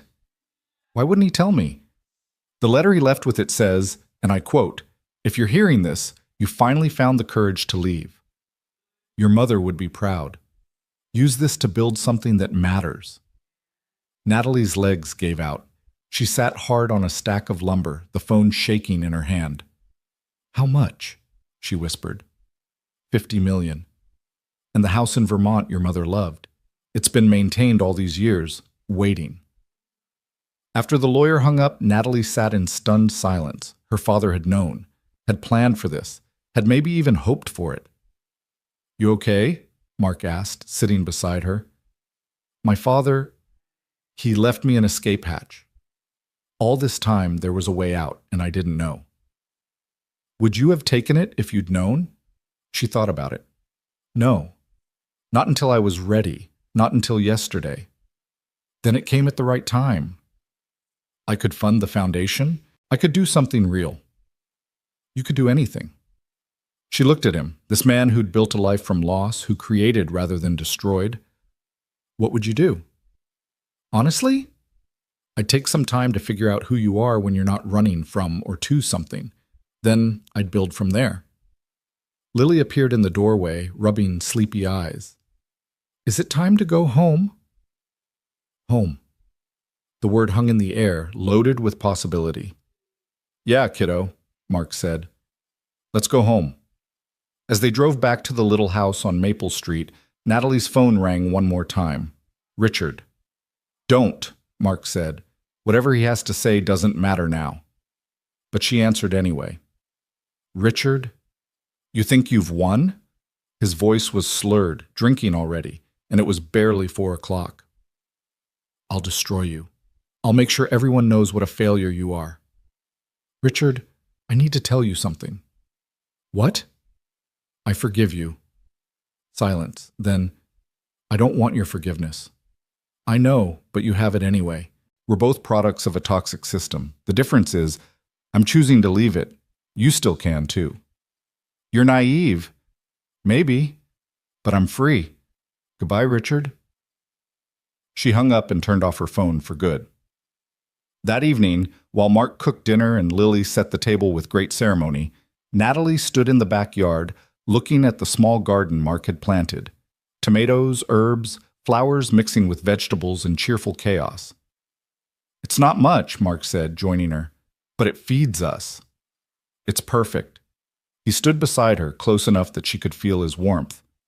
"Natalie, I need to say something." "Okay. You don't owe us anything. Not gratitude, not staying, nothing. You're free to go whenever you want, wherever you want." "What if I don't want to go?" "Then you stay. As long as you need." What if it's not about need? What if it's about want? He turned to look at her, really look at her. In the dying light, his eyes were the color of forests, deep and alive. Then that's different, he said softly. Mark, I'm complicated. Damaged. I've done things. So have I. Different things, but things. We all have. The question is, what do we do next? Before she could answer, Lily burst through the door. Dinner's ready. I made a centerpiece. She grabbed their hands, pulling them inside. It's flowers from the garden. Daddy says presentation matters even for regular dinner. The centerpiece was a mason jar filled with dandelions and one spectacular rose from the bush by the fence. It was perfect in its imperfection, beautiful in its simplicity. They ate spaghetti that Lily insisted on twirling dramatically, getting sauce everywhere. They talked about school plays and construction projects and whether dinosaurs had feelings. Normal things, small things, the things life was actually made of. Miss Natalie, Lily said as Mark cleared the dishes, are you going to live with us now? I don't know, sweetheart. Would that be okay with you? More than okay. Daddy needs someone besides me to take care of him. It's a lot of work for just one kid. Mark laughed from the kitchen. I take care of myself just fine. You forgot to eat lunch 3 times last week, Lily pointed out, and you wore different socks yesterday. Fashion choice. Mistake, Lily corrected. She looked at Natalie seriously. He needs us. I think, Natalie said carefully, we all need each other. Exactly. See, Daddy, she gets it. Later, after Lily was in bed and the dishes were done, Natalie and Mark sat on the front porch, watching the neighborhood settle into evening. Kids were called inside, porch lights came on, the ordinary ballet of suburban life. I got a job offer today, Natalie said suddenly. Mark tensed. Already? Not that kind of job. Tom's wife at lunch. She mentioned they need someone at the women's shelter. Administrative work, grant writing, fundraising. Nothing like what I'm used to, but maybe exactly what you need. Maybe. The pay would be irrelevant. I found out today my father left me enough to live on. More than enough. So you'd be doing it because you want to? Novel concept, right? They sat in comfortable silence, watching fireflies begin their evening dance. Somewhere Richard was probably plotting his revenge. The board was likely in chaos. The financial news would be brutal tomorrow, but here, now, none of that mattered. I should tell you something, Mark said quietly, about my time in Afghanistan. You don't have to. I want to. You trusted me with your story. He took a breath. I was Special Forces. Led a unit that did things I can't talk about, things that still wake me up sometimes. Lost men, good men. Came home with medals I keep in a box in the attic because looking at them makes me remember faces of kids who didn't make it home. Mark, I'm telling you because you said you've done things. So have I. Different things, but things that changed me, marked me. Sarah knew. She saw it all and loved me anyway. Helped me find my way back to being someone I could look at in the mirror. She sounds amazing. She was. But she was also human, flawed. She had a temper that could strip paint and a shopping addiction that nearly bankrupted us twice. She wasn't perfect, neither am I, neither are you. That's the point. Natalie turned to look at him. What is the point? That we're all just doing our best with what we've got. You were trying to honor your father, run a company, be what everyone expected. Now you're trying something different. Both are valid. Both are you. I don't know who I am anymore. Good. Means you get to choose. That's terrifying. Yeah, he smiled slightly, but it's also freedom. A car drove by slowly and Natalie recognized one of Richard's lawyers in the passenger seat. They were watching the house. They know where I am, she said. Let them. This is my property. They can watch all they want. They'll make your life difficult. My life's already difficult. This just makes it interesting. You're not scared? I've been shot at by Taliban fighters. Corporate lawyers don't really compare. Despite everything, Natalie laughed. When you put it that way. Besides, Mark said, standing and offering her his hand, I've got backup. Backup? Lily. She'll talk them to death about unicorns and whether fish have feelings. They won't stand a chance. As they went inside, Natalie caught sight of herself in the hall mirror. Bruised face, borrowed clothes, no makeup, hair a mess. She looked nothing like the CEO who'd commanded boardrooms and controlled billions. She looked like herself. "You're staring," Mark observed. "I haven't seen myself in years," she said. "Just the image, the projection, the role. And now? Now I see someone who might actually survive this." "You'll do more than survive," Mark said with quiet certainty. "You'll thrive. Just not in the way you expected." That night, lying in the narrow bed in the spare room, Natalie listened to the sounds of the house. Mark checking locks, the furnace humming, Lily talking to Mr. Elephant about tomorrow's adventures. Ordinary sounds. Home sounds. Her phone, charged but still off, sat on the nightstand like a portal to another world. Tomorrow she'd have to turn it on, deal with the lawyers, the media, the complete dissolution of her former life. But not tonight. Tonight she was just a woman in a borrowed bed in a stranger's house that felt more like home than anywhere she'd lived in years. Tonight she was learning to breathe without the weight of an empire on her chest. Tonight she was free. A soft knock interrupted her thoughts. "Come in," she called. Lily poked her head in. "Can't sleep again." "Daddy's snoring." "He doesn't snore." "Okay, he's not snoring, but I still can't sleep." She climbed into bed without invitation, Mr. Elephant in tow. "Are you sad?" "A little." "About the mean man?" "About a lot of things." "Daddy says it's okay to be sad about a lot of things at once. It means you're processing. That's what he called it when I was sad about Mommy and happy about ice cream at the same time." "Your daddy's very wise." "He reads a lot of books about feelings. He thinks I don't know, but I see them hidden behind the regular books." Lily snuggled closer. "Miss Natalie." "Yes?" "I heard Daddy talking to Mommy's picture tonight. He does that sometimes. He told her about you." Natalie's heart clenched. "What did he say?" "That you needed help, and he was trying to be the kind of person she'd want him to be. Someone who helps." Lily yawned. "But I think he likes you too. The special kind of like." "Lily, it's okay if he does. Mommy would want him to have someone to make him laugh again. He used to laugh more. He seems happy. He's good at seeming, but you make him really." Before Natalie could respond, Lily was asleep, her small body radiating warmth and trust. Natalie lay awake, processing as Lily had said. In 48 hours, her entire world had shifted. She'd lost an empire and found a family, lost her identity and found herself. It should feel like disaster. Instead, it felt like coming home. The morning arrived with a commotion that jolted everyone awake. Car doors slamming, voices raised in authority, the unmistakable sound of expensive shoes on the wooden porch. Natalie sat up, her heart racing, Lily still curled beside her like a small, trusting cat. "Police! Open up!" Mark's footsteps thundered down the stairs. Through the window, Natalie could see 2 police cars and Richard's town car. Her stomach dropped. He'd actually done it. He'd called the police. "What's happening?" Lily asked, rubbing her eyes. "Stay here, sweetheart," Natalie said, but Lily was already following her downstairs. Mark had opened the door to 2 officers and Richard, who stood behind them with a triumphant smile. "Officers," Mark said calmly, "what can I help you with?" "We've received a report of kidnapping and elder abuse," the older officer said, looking uncomfortable. Ms. Natalie Cross is allegedly being held here against her will." "That's ridiculous," Natalie said, stepping into view. "I'm here voluntarily." Richard pushed forward.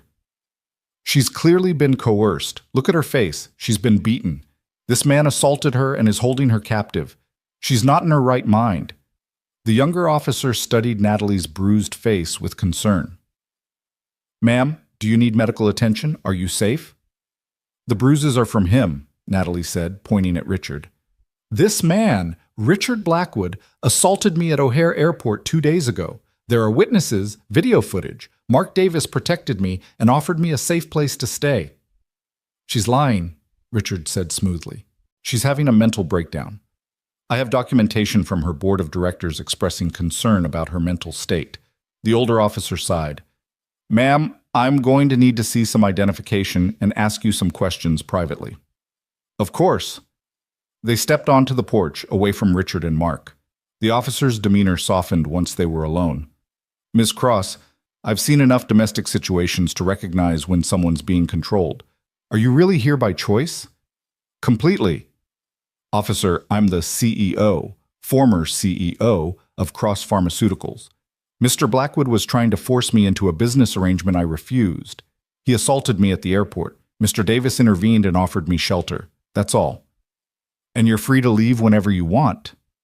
Yes. Do you want to press charges against Mr. Blackwood for the assault? Natalie thought about it. Yes. Yes, I do. The officer nodded. We'll need you to come to the station to file a report. But ma'am, I have to ask, is there any truth to his claim about your mental state? I'm saner than I've been in years, officer. Walking away from a toxic situation isn't insanity. It's self-preservation. When they returned to the doorway, Richard's face had turned an interesting shade of purple. You're going to believe her? She's thrown away billions of dollars. No sane person does that. Money isn't evidence of sanity, Mr. Blackwood, the older officer said dryly. Ms. Cross, would you like to file that assault report now? This is a mistake, Richard hissed. You have no idea who you're dealing with. Neither do you, Mark said quietly. He'd been silent throughout, but now he stepped forward. You come to my home, threaten my family, try to use the police as your personal enforcement. That ends now. Your family? Richard laughed harshly. She's not your family. She's a billionaire slumming it for attention.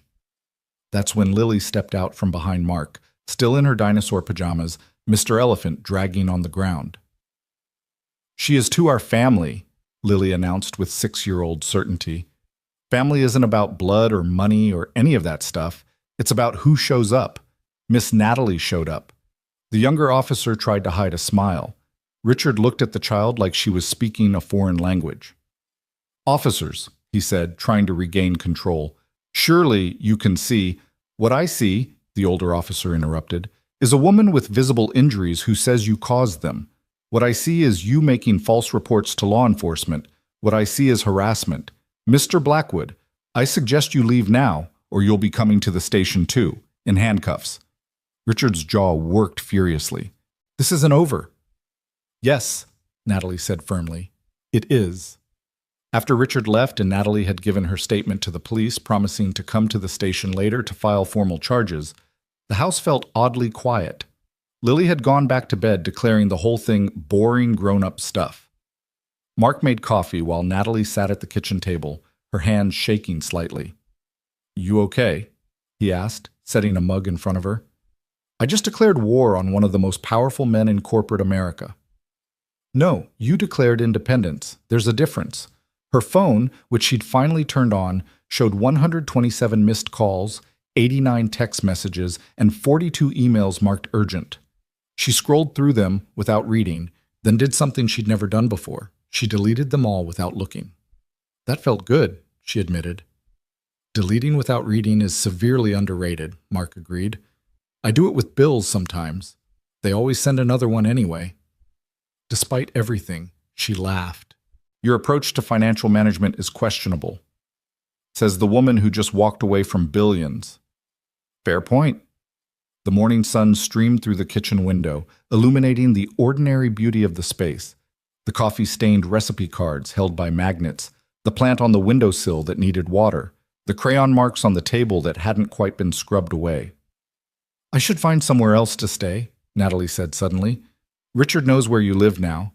He'll make your life hell. Let him try. Mark, you don't understand. He has lawyers, connections, influence, and I have friends, neighbors, a community. You'd be surprised how little corporate influence matters when Mrs. Chen from next door is on your side. She makes cookies for the entire police precinct. As if summoned, there was a knock at the door. Mark opened it to find Mrs. Chen herself, a tiny Korean woman in her 70s holding a covered dish. I heard commotion, she said in accented English, pushing past Mark without invitation. Police before breakfast is never good. She spotted Natalie and her eyes narrowed at the bruises. Who did this? It's handled, Mrs. Chen, Mark said. Is it? She set down her dish, kimchi fried rice, from the smell, and took Natalie's face in her weathered hands, examining the bruises with the practiced eye of someone who'd seen too much violence in her lifetime. This is not handled. This is survived. Different thing.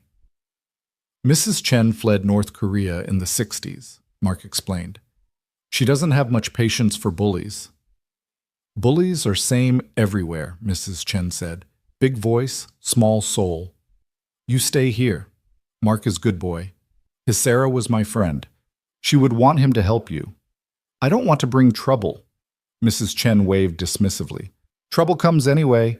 Better to face with friends than alone. She patted Natalie's cheek gently. You eat. Too skinny. Stress makes the body eat itself. After she left, Mark heated up the fried rice. Fair warning, the entire neighborhood will know about this by noon.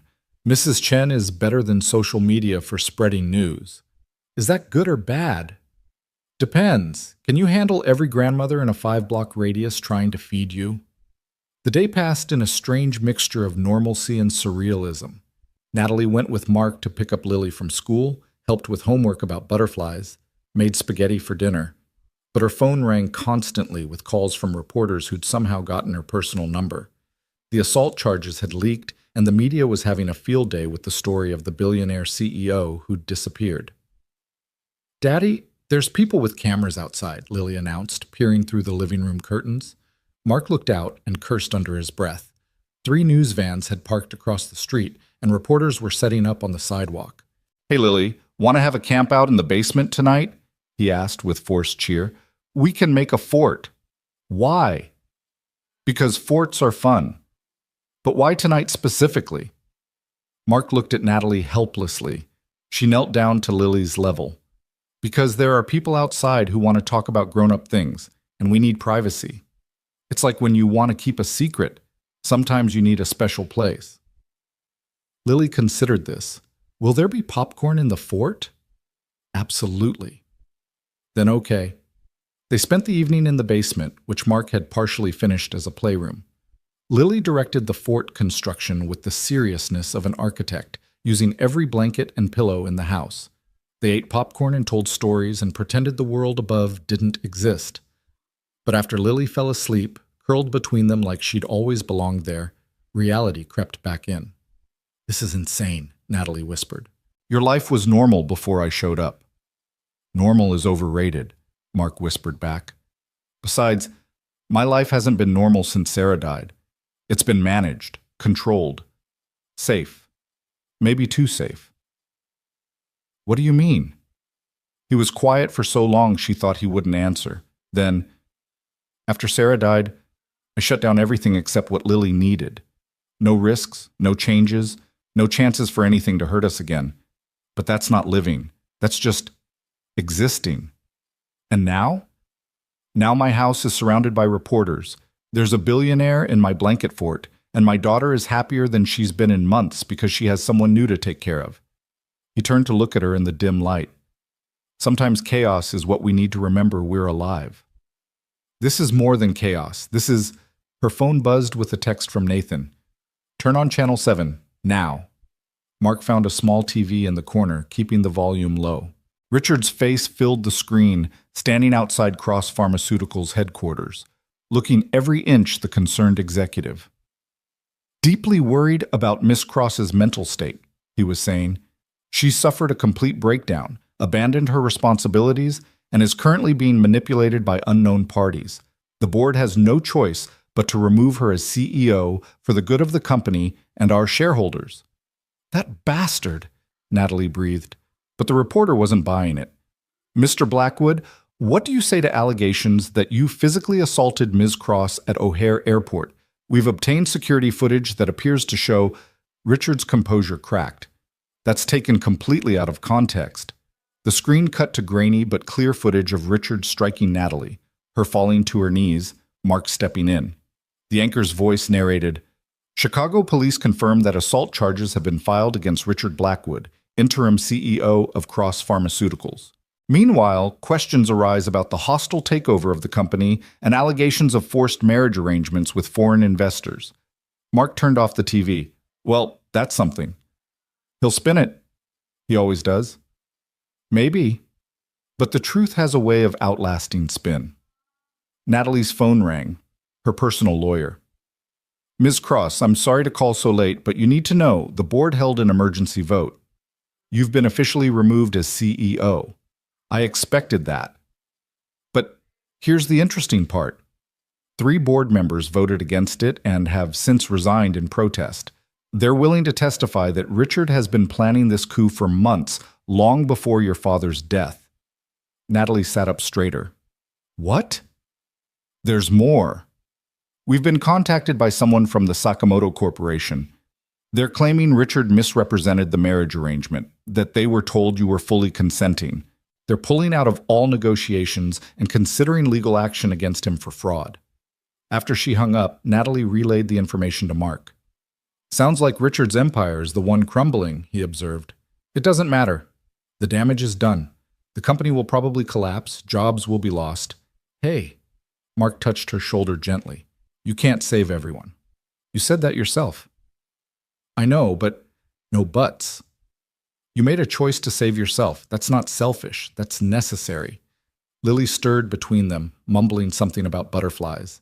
They both fell silent, watching her sleep. She's incredible, Natalie whispered. She's been through more than any kid should have to. But she chose joy anyway. Every day she chooses it. How? I don't know. Grace, maybe. Or just the wisdom of being 6 and knowing that tomorrow always comes with new possibilities. The basement was warm and close, filled with the sound of Lily's breathing and the distant murmur of reporters outside. Natalie found herself studying Mark's profile in the dim light, the strong jaw, the lines around his eyes that spoke of both laughter and pain, the careful way he adjusted the blanket around his daughter. What? He asked, catching her staring. You're not what I expected. What did you expect? I don't know.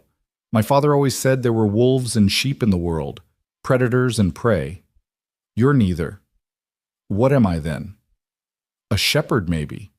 Someone who protects without consuming. That's poetic for a CEO. Former CEO, current blanket fort resident. He smiled, and something in her chest fluttered, a feeling she'd thought her father had trained out of her long ago. Mark, she started, then stopped. What could she say?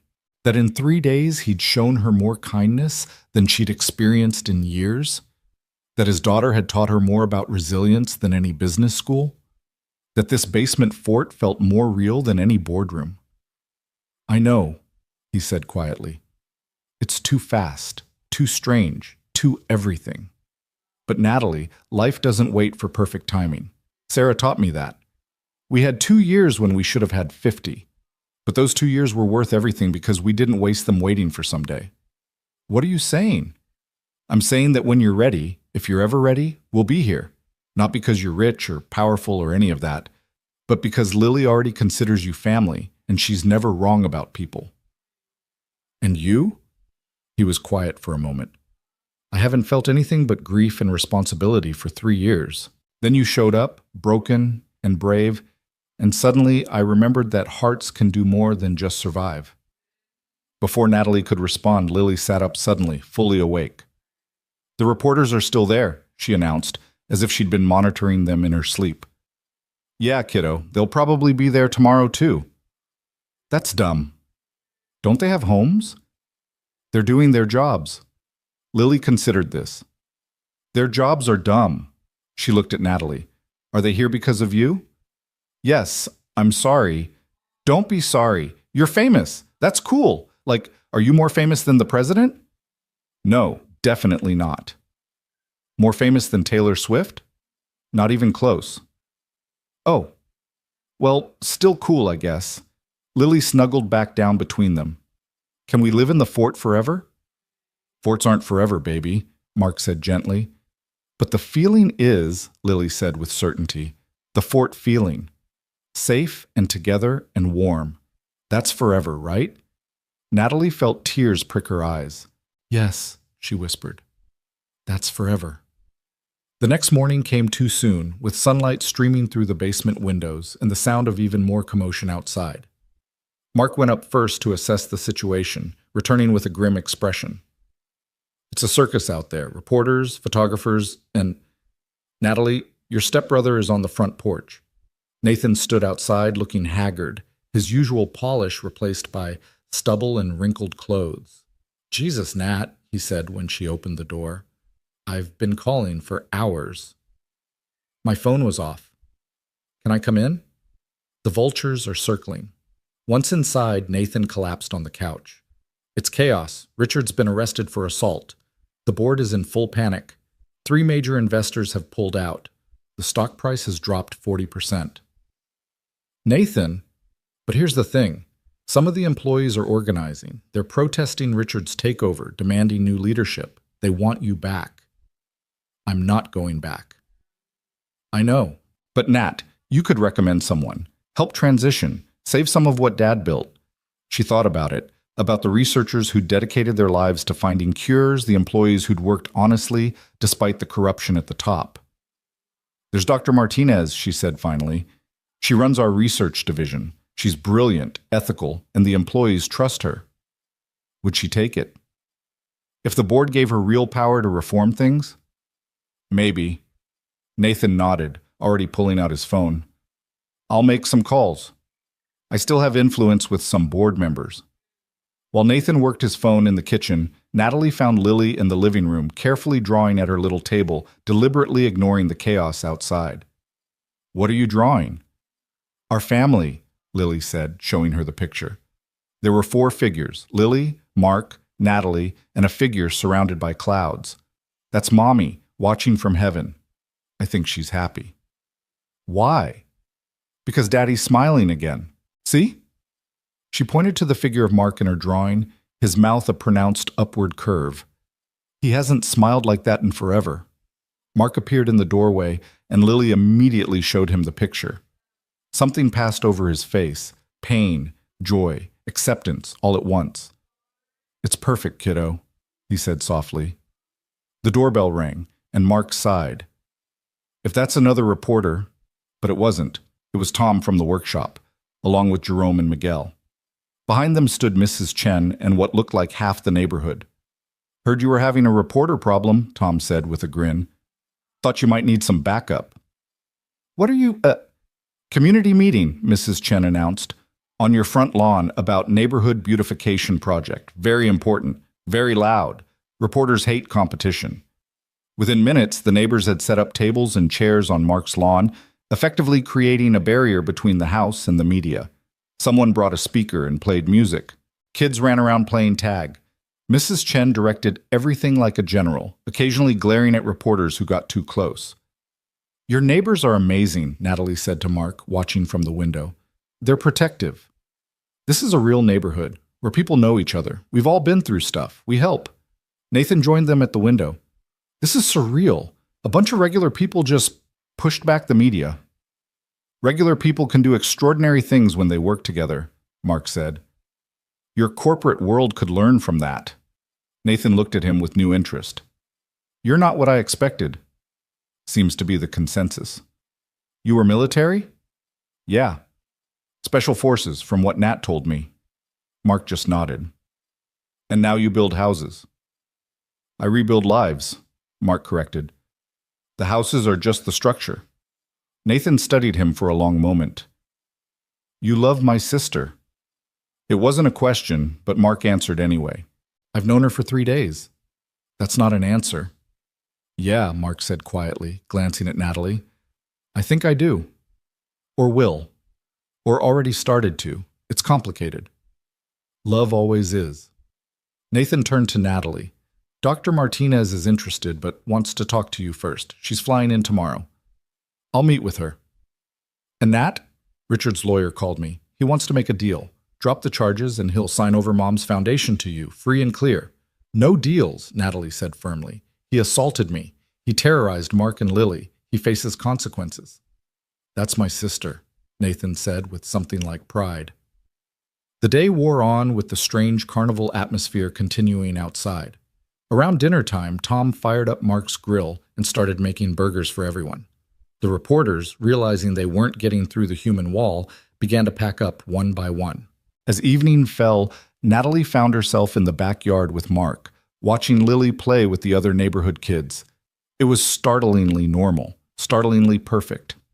"I haven't felt this peaceful since I was a child," she admitted. "Peace isn't a place," Mark said. "It's a choice. You choose it every day, sometimes every minute." "Is that what you did after Sarah?" "Eventually. First, I chose survival, then function, then, slowly, peace. And now." "Now?" He looked at her, his green eyes warm in the fading light. "Now I'm choosing more." "Mark, I know it's fast. I know it's crazy. But Natalie, I've learned that life is short and unpredictable, and the only real mistake is not trying." "I don't know how to do this," she admitted. "I know how to negotiate billion-dollar deals, how to destroy competitors, how to build empires. But this, family, love, I'm completely lost." "Good. Being lost means you get to find yourself." Lily ran over, grass stains on her dinosaur t-shirt, face flushed with joy. "Miss Natalie, Mrs. Rodriguez says you're staying forever. Is that true?" Natalie looked at Mark, then at Lily, then at this backyard in this ordinary neighborhood where she'd found something extraordinary. "I'm staying for now," she said carefully. "Is that okay?" "More than okay." Lily hugged her fiercely. "Now is all we get anyway. Daddy says yesterday is gone and tomorrow isn't promised, so now is the only thing that's real." "Your daddy's very wise." "The wisest, except about vegetables. He thinks they're food." As Lily ran back to play, Mark moved closer to Natalie, not quite touching but near enough that she could feel his warmth. "For now is enough," he said softly. "We can figure out the rest as we go." "What if Richard comes back? What if the media doesn't give up? What if everything works out?" Mark countered. "What if you build something better than what you lost?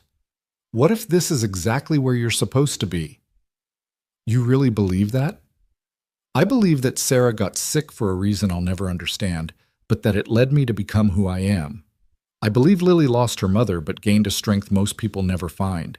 And I believe you didn't accidentally end up at that gate in O'Hare. Sometimes the universe conspires to put people where they need to be. That's very philosophical for a construction worker. I read a lot during Lily's piano lessons. Philosophy, poetry, whatever's in the waiting room. Nathan appeared in the back door. "Nat? Dr. Martinez wants to video call. She has questions about the company structure." "Go," Mark said. "Save what can be saved. Build what needs building." As Natalie walked inside, she heard Lily call out, "Daddy, push me on the swing." She turned to watch Mark walk to his daughter, his strong hands gentle as he helped her onto the swing. This was wealth, she thought. This was power. This was everything her father had never understood. The call with Dr. Martinez went better than expected. The woman was brilliant, passionate about the actual mission of developing life-saving drugs, and had ideas for restructuring that would prioritize research over profit. "But I need to know," Dr. Martinez said through the screen, "why are you really walking away?" "The Natalie Cross I knew would never give up power." "The Natalie Cross you knew was dying," Natalie replied honestly. "Slowly, maybe, but dying all the same. I chose to live instead." "And you're really okay with me taking over? No interference, no back-channel manipulation?" "I'm really okay. In fact, I'm better than okay. I'm free." After the call, Natalie found Nathan still in the kitchen, working through emails on his laptop. "She'll be good," he said without looking up. "Better than either of us would have been. Dad would hate this. Dad would hate a lot of things about where we've ended up." Nathan closed his laptop and looked at her. "But Mom wouldn't. You know what I remembered yesterday? Her reading to us in that window seat in the Vermont house before she got sick. She'd do voices for all the characters. I remember. That house has been sitting empty for 20 years, Nat. Maybe it's time someone lived in it again.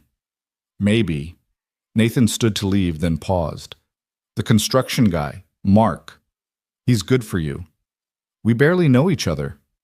So? You knew Richard for years, and look how that turned out. Sometimes strangers see us more clearly than anyone. After Nathan left, the house grew quiet. The neighbors had dispersed, the reporters were gone, and something like normal had returned. Natalie helped Mark clean up from the impromptu block party while Lily got ready for bed. "Your neighbors are incredible," she said, drying dishes while he washed. "They're just people who remember what matters." Which is showing up, being present, choosing community over isolation. He handed her another plate. "You did that today. Helped save your company without needing to run it. That takes strength." Or weakness. "Maybe I'm just running away." Mark stopped washing and turned to her, suds still on his hands. "Running away would have been disappearing without a trace. What you're doing is walking towards something new. There's a huge difference." Before she could respond, Lily appeared in her pajamas. "Story time!" They followed her upstairs, where she insisted Natalie sit on one side of her bed and Mark on the other. She handed Natalie a worn book, The Velveteen Rabbit. "This was Mommy's favorite," Lily explained. "She said it was about becoming real." Natalie read while Lily snuggled against her, and Mark watched them both with an expression that made her voice catch. The story of toys becoming real through being loved felt too appropriate, too close to her own transformation. When Lily was asleep, they stood in the hallway, neither quite ready to separate. "Thank you," Natalie said, "for everything. For saving me at the airport, for taking me in, for—" Mark kissed her. It was gentle, uncertain, a question more than a statement. She answered by kissing him back, her hands finding his shoulders, his arms wrapping around her waist. When they pulled apart, both were breathless. "Too fast?" he asked. "Everything about this is too fast," she replied. "But maybe that's okay. Maybe I've been moving too slowly my whole life, thinking I had forever to figure out how to be happy. And now? Now I know better. Now I know that happiness isn't a destination you reach after achieving everything else. It's a choice you make in the middle of the chaos. So you're choosing?" "I'm choosing." They stood there in the dim hallway, holding each other, while the house settled around them with comfortable creaks and sighs. Somewhere in the walls, pipes hummed. Outside, a dog barked. The ordinary symphony of a life being lived. "Stay," Mark said softly. "Not just for tonight," the word implied. "Not just for now. Stay for the possibility of what could be." "Okay," Natalie whispered. That night, she didn't sleep in the spare room. She lay beside Mark in his bed, not making love, not yet, but holding each other like survivors of the same storm.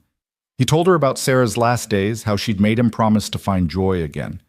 She told him about her mother's death, how her father had forbidden grief, demanding strength instead. "We're both haunted," Mark said into the darkness. "Maybe that's why we recognize each other. Or maybe we're both ready to stop being ghosts." In the morning, Natalie woke to find Lily had crawled into bed between them, Mr. Elephant squashed beneath her arm. "Family snuggle," Lily announced sleepily. "The best kind of morning." And it was. Despite everything waiting outside, lawyers and media and the collapse of an empire, inside this small bedroom in this modest house, Natalie had found something worth more than all the money she'd walked away from. She'd found home. The weeks that followed blurred together in a rhythm Natalie had never known. Breakfast chaos with Lily, demanding different cereals every day, walks to school where the little girl insisted on jumping over every crack in the sidewalk, afternoons at the women's shelter where Natalie discovered she had a gift for grant writing, evenings in Mark's workshop learning the satisfaction of creating something with her own hands. But the outside world hadn't forgotten about her. The trial date for Richard's assault charges was set, and the media attention intensified rather than faded. Every morning brought new photographers, new headlines, new attempts to paint her as either a martyr or a madwoman. "Miss Natalie, you're in the newspaper again," Lily announced one morning, spreading the Chicago Tribune across the breakfast table. "They used a bad picture, though. Your hair looks weird." Natalie glanced at the headline, "Fallen CEO Hides in Blue-Collar Romance." The article speculated about her mental state, her relationship with Mark, and whether she was being manipulated or had simply snapped under pressure. "They don't know anything about us," Mark said, reading over her shoulder. Let them guess. But it wasn't that simple. The attention was affecting everything. Lily had been moved to a different entrance at school to avoid photographers. Mark's clients were being harassed for comments, and the women's shelter had been forced to hire security. This isn't sustainable, Natalie said that evening as they watched Lily practice piano, her small fingers stumbling over scales. I'm disrupting everyone's lives. You're enriching them, Mark corrected. Ask anyone in this neighborhood if they'd rather go back to before you came. But Lily is thriving. Look at her. Lily had abandoned scales and was now improvising something that sounded like a cross between Twinkle Twinkle and a funeral march, singing nonsense words with complete conviction. She's terrible at piano, Natalie observed fondly. The worst, Mark agreed, but she loves it. That's what matters. That night after Lily was asleep, they sat on the porch despite the cold November air. Mark had built a fire in the small fire pit, and they huddled under a blanket, watching flames dance. I've been thinking about the Vermont house, Natalie said suddenly. Mark tensed slightly. Oh. It's just sitting there, empty. Mom loved that house. She said it was where she could breathe. Are you thinking of going there? I'm thinking of us going there. All three of us. Just for a while, until the trial is over and the media finds something else to obsess about. Mark was quiet for a long moment. That's a big step. Everything we've done has been a big step. You kissed me after knowing me for 4 days. 3.5, he corrected with a slight smile. And you kissed me back. I did. She turned to face him fully. Mark, I know this is fast and crazy and completely illogical, but nothing about my old life was logical either. And look where that got me. Maybe it's time to try illogical. What about Lily's school? There are schools in Vermont. Good ones. And she could have space to run, trees to climb, a real childhood. My business, you could start over there. Vermont needs builders too. Or you could do something completely different. When's the last time you chose something just because you wanted it, not because you had to? Mark stared into the fire, and she could see him wrestling with possibilities, responsibilities, the weight of 3 years of carefully controlled stability.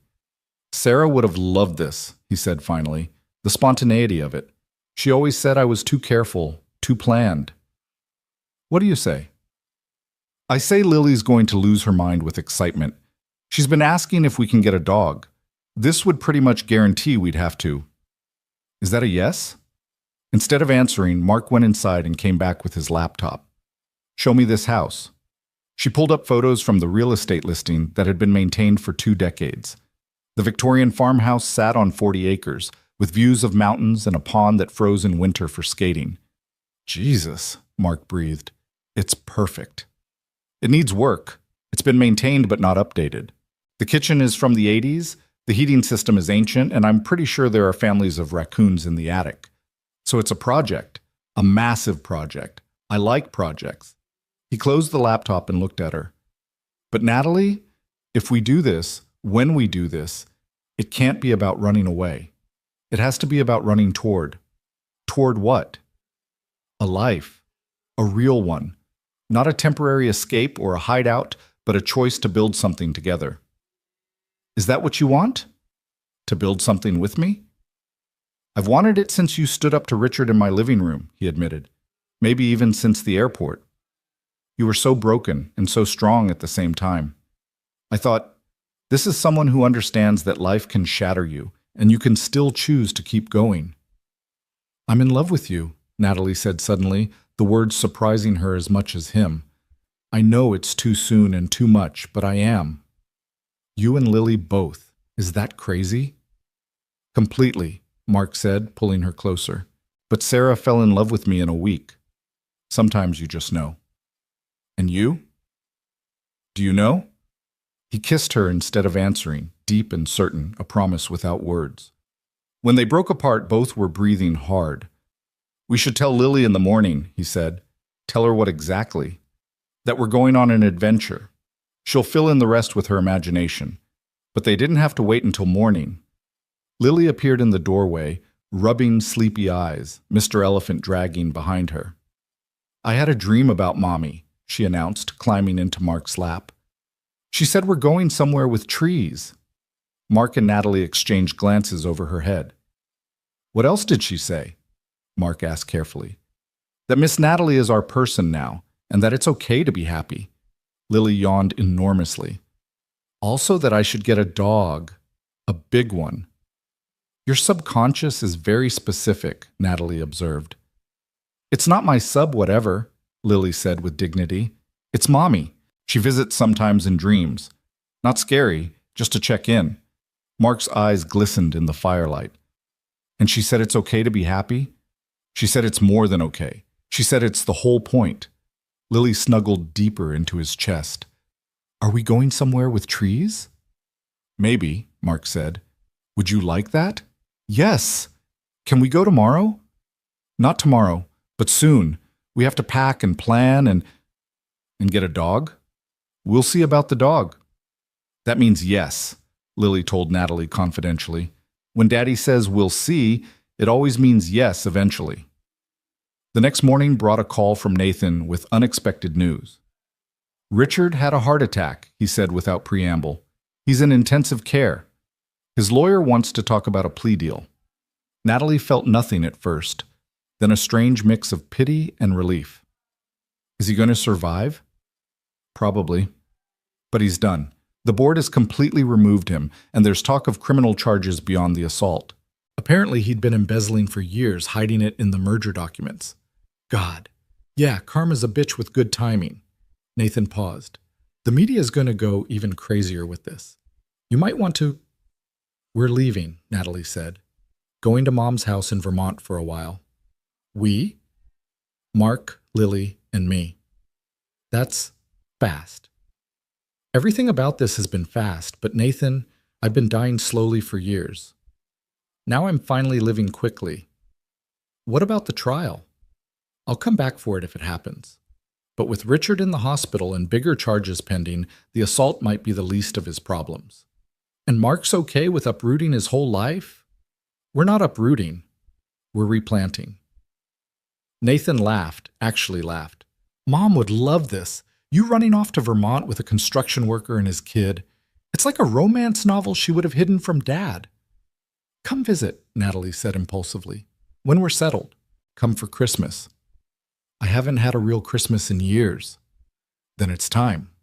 The next few days were a whirlwind of preparation. Mark arranged for Tom to take over his current projects, promising to return if needed. The crew threw an impromptu goodbye party at the workshop, with Jerome making a speech about how the boss finally found someone who could handle his stubbornness, and Miguel presenting Lily with a tiny tool belt for Vermont adventures. Mrs. Chen cried when they told her, then immediately began packing food for their journey. Vermont is cold, she said, as if they didn't know. You need soup. And kimchi. Kimchi fixes everything. The hardest part was Lily's school. She'd made friends, had routines, felt safe there. But when they explained about the house with land and trees and room for a dog, her eyes went wide with possibility. Can I have a treehouse? She asked. We can build one together, Mark promised. And a swing? Multiple swings. And chickens? Let's start with the dog and see how it goes. On their last night in Chicago, they had dinner with the neighbors. Mrs. Chen had organized it, of course, commandeering Mark's backyard for what she called proper goodbye. The November cold was held at bay by portable heaters and warm food. Everyone brought something, casseroles, pies, homemade bread, stories of how Mark had helped them over the years. He fixed my roof when my husband died, Mrs. Rodriguez said. Wouldn't take payment. Said neighbors help neighbors. Built a ramp for my wheelchair, Mr. Kim added. Made it look like art, not just necessity. Natalie listened to story after story of quiet kindness, of a man who'd channeled his grief into service and felt her love for Mark deepen into something beyond romance. This was a good man, genuinely good, the kind her father had said didn't exist in the real world. You take care of him, Mrs. Chen whispered to her as the evening wound down. He's been alone too long, not just without wife, alone inside. You brought him back. He saved me first, No, the old woman said firmly. You saved each other. That's how the best love works. That night, in the empty house with boxes stacked everywhere, they made love for the first time. It was tender and urgent, careful and passionate. Two people who'd been broken by life choosing to become whole together.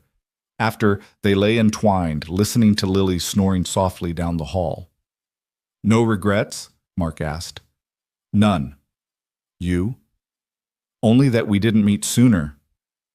We met exactly when we were supposed to, Natalie said. Any sooner and I wouldn't have been ready. I would have been too caught up in my father's world to see you. And I would have been too deep in grief to let you in. So we met at the perfect broken moment. The perfect broken moment, Mark agreed. I like that. They left early the next morning, Lily bouncing with excitement in the back seat, the truck loaded with their essentials. The rest would be shipped later. As they drove out of the neighborhood, Natalie saw Mrs. Chen standing on her porch, waving. Tom and his crew were outside the workshop, raising coffee cups in salute. The city that had sheltered her when she fell was saying goodbye. You okay? Mark asked, reaching over to take her hand. More than okay. Even though you're leaving everything behind. I'm not leaving everything. I'm taking what matters. Lily piped up from the back. And we're going toward what's next. That's what Daddy said. We're going toward our new life. The drive to Vermont took 2 days, with an overnight stop at a motel that Lily declared the best ever, simply because it had a pool. They ate at roadside diners, played car games, sang along to the radio. Normal things, family things. As they crossed into Vermont, the landscape changed. Mountains rising, trees thickening, the sky somehow seeming bigger. Lily pressed her face to the window, trying to see everything at once. It's like a fairy tale, she breathed. The house, when they finally arrived, was both better and worse than Natalie remembered. The structure was solid, Mark confirmed after a careful inspection, but 20 years of minimal habitation had left it feeling hollow, waiting. It needs so much work, Natalie said, standing in the dusty kitchen. It needs life, Mark corrected. That's different from work. Lily had already raced through every room, claiming the one with a window seat as hers.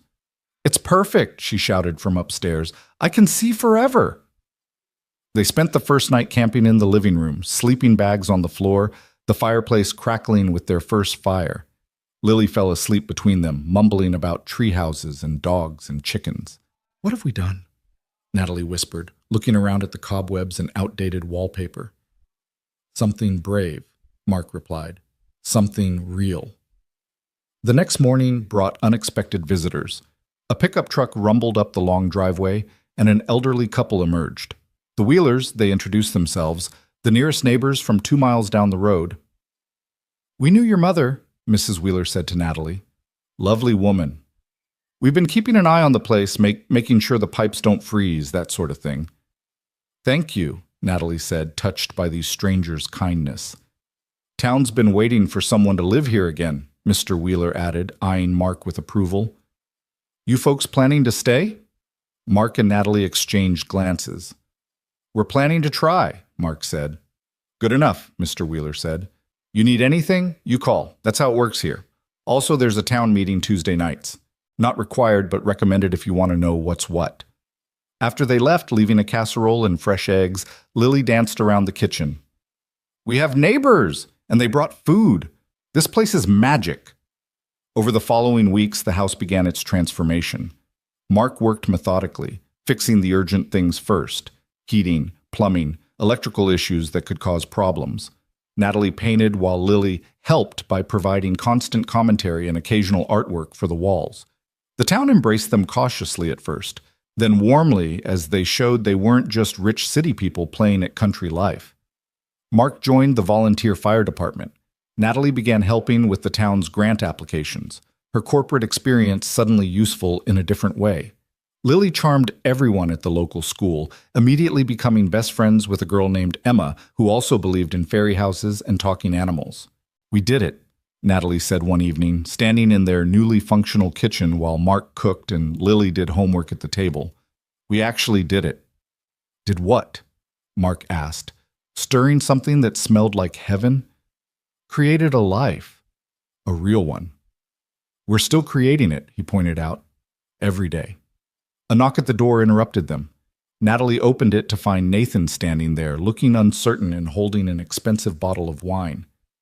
You actually came, she said, hugging him. You actually invited me.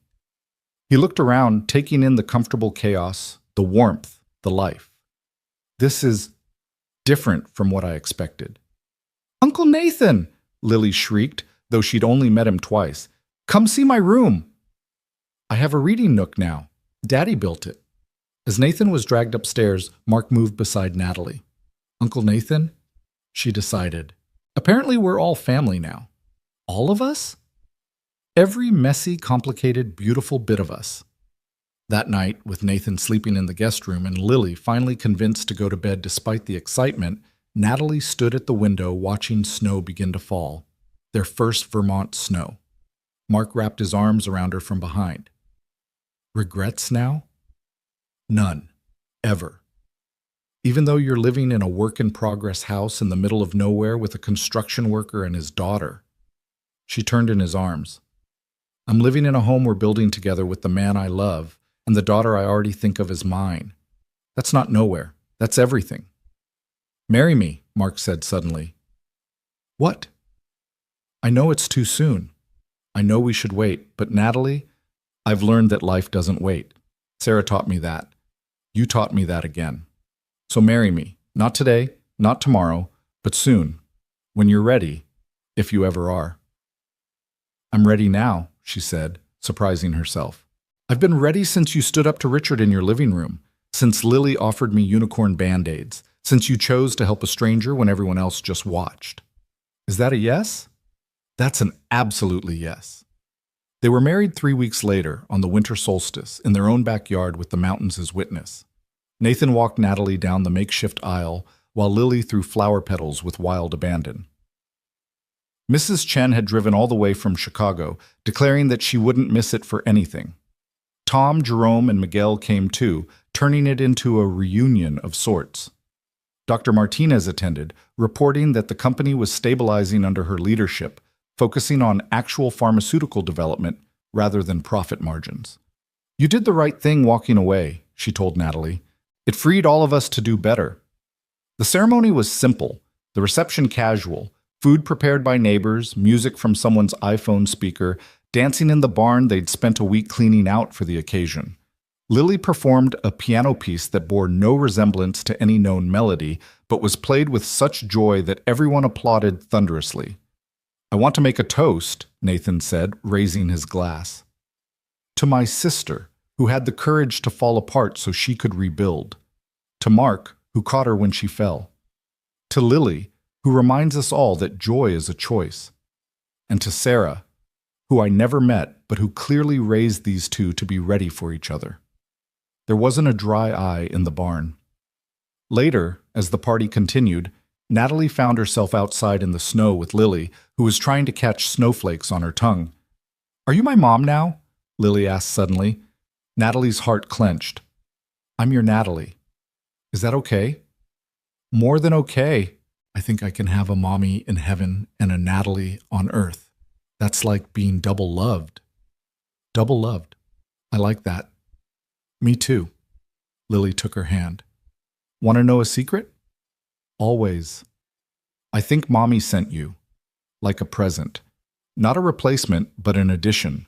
Like when you think your family is complete, but then someone new comes and you realize there was a space for them all along. Natalie knelt in the snow, not caring about her wedding dress, and hugged Lily tight. You know what? I think you might be right. I'm always right about family stuff, Lily said matter-of-factly. It's my superpower. As they stood to go back inside, a figure appeared at the edge of the property. For a moment, Natalie's heart stopped, thinking it might be Richard or some remnant of her old life come to destroy this new one. But it was just Mr. Wheeler coming to deliver his own wedding gift. A puppy, golden retriever mixed with something indeterminate, all paws and enthusiasm. Every family needs a dog, he said gruffly. This one needs a family. Seemed like a match. Lily's scream of joy could probably be heard in Chicago. What should we name him? Mark asked, laughing as the puppy immediately tried to eat his shoelaces. Hope, Natalie said without hesitation. We should name him Hope. Hope the dog, Lily giggled. That's silly. The best things usually are, Mark said, catching Natalie's eye. As the evening wound down and guests began to leave, Natalie stood in her mother's house, now their house, and marveled at the journey. 6 weeks ago, she'd been a CEO with billions at her command and emptiness in her heart. Now she was a wife, a mother figure, a community member, a woman with paint under her fingernails and love in every corner of her life. Thank you, she whispered to whatever force had orchestrated this. Fate, chance, Sarah's spirit, her mother's, or just the beautiful chaos of life itself. For what? Mark asked, coming up beside her. For catching me when I fell. Thank you for being brave enough to fall.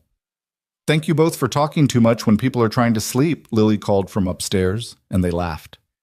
Outside, snow continued to fall, covering the world in fresh white, making everything new. Inside, their chosen family settled into their first night as official, legal, real. The puppy snored on Lily's bed despite rules about dogs and furniture. Nathan stayed up late fixing the ancient coffee maker with surprising skill. Mark and Natalie held each other in their room with its drafty windows and creaking floors, perfect in its imperfection. So this is happiness? Natalie murmured against Mark's chest. This is happiness, he confirmed. Messy and complicated and absolutely real. I love our life. I love our life too. Somewhere in the walls, probably the attic, something scurried, those raccoons they'd have to deal with eventually. The furnace made a concerning noise they'd need to investigate. The kitchen faucet dripped with rhythmic persistence. But wrapped in Mark's arms, listening to Lily singing to the puppy, knowing Nathan was downstairs probably judging their coffee maker choices, Natalie felt wealthier than she'd ever been as CEO. This wasn't the life her father had planned for her. It wasn't the life she'd planned for herself. It was better. It was chosen. It was theirs. And in the morning, when Lily burst in with the puppy and announced that Hope had eaten one of Mark's work boots and was anyone going to do anything about it, when Nathan emerged looking for decent coffee and declaring Vermont aggressively rustic, when Mark started making pancakes while discussing plans to renovate the barn into a workshop, when Mrs. Chen called to check in and ended up video chatting with Lily for 20 minutes about the puppy, Natalie knew with absolute certainty that she was exactly where she belonged. Not because it was perfect, but because it was real.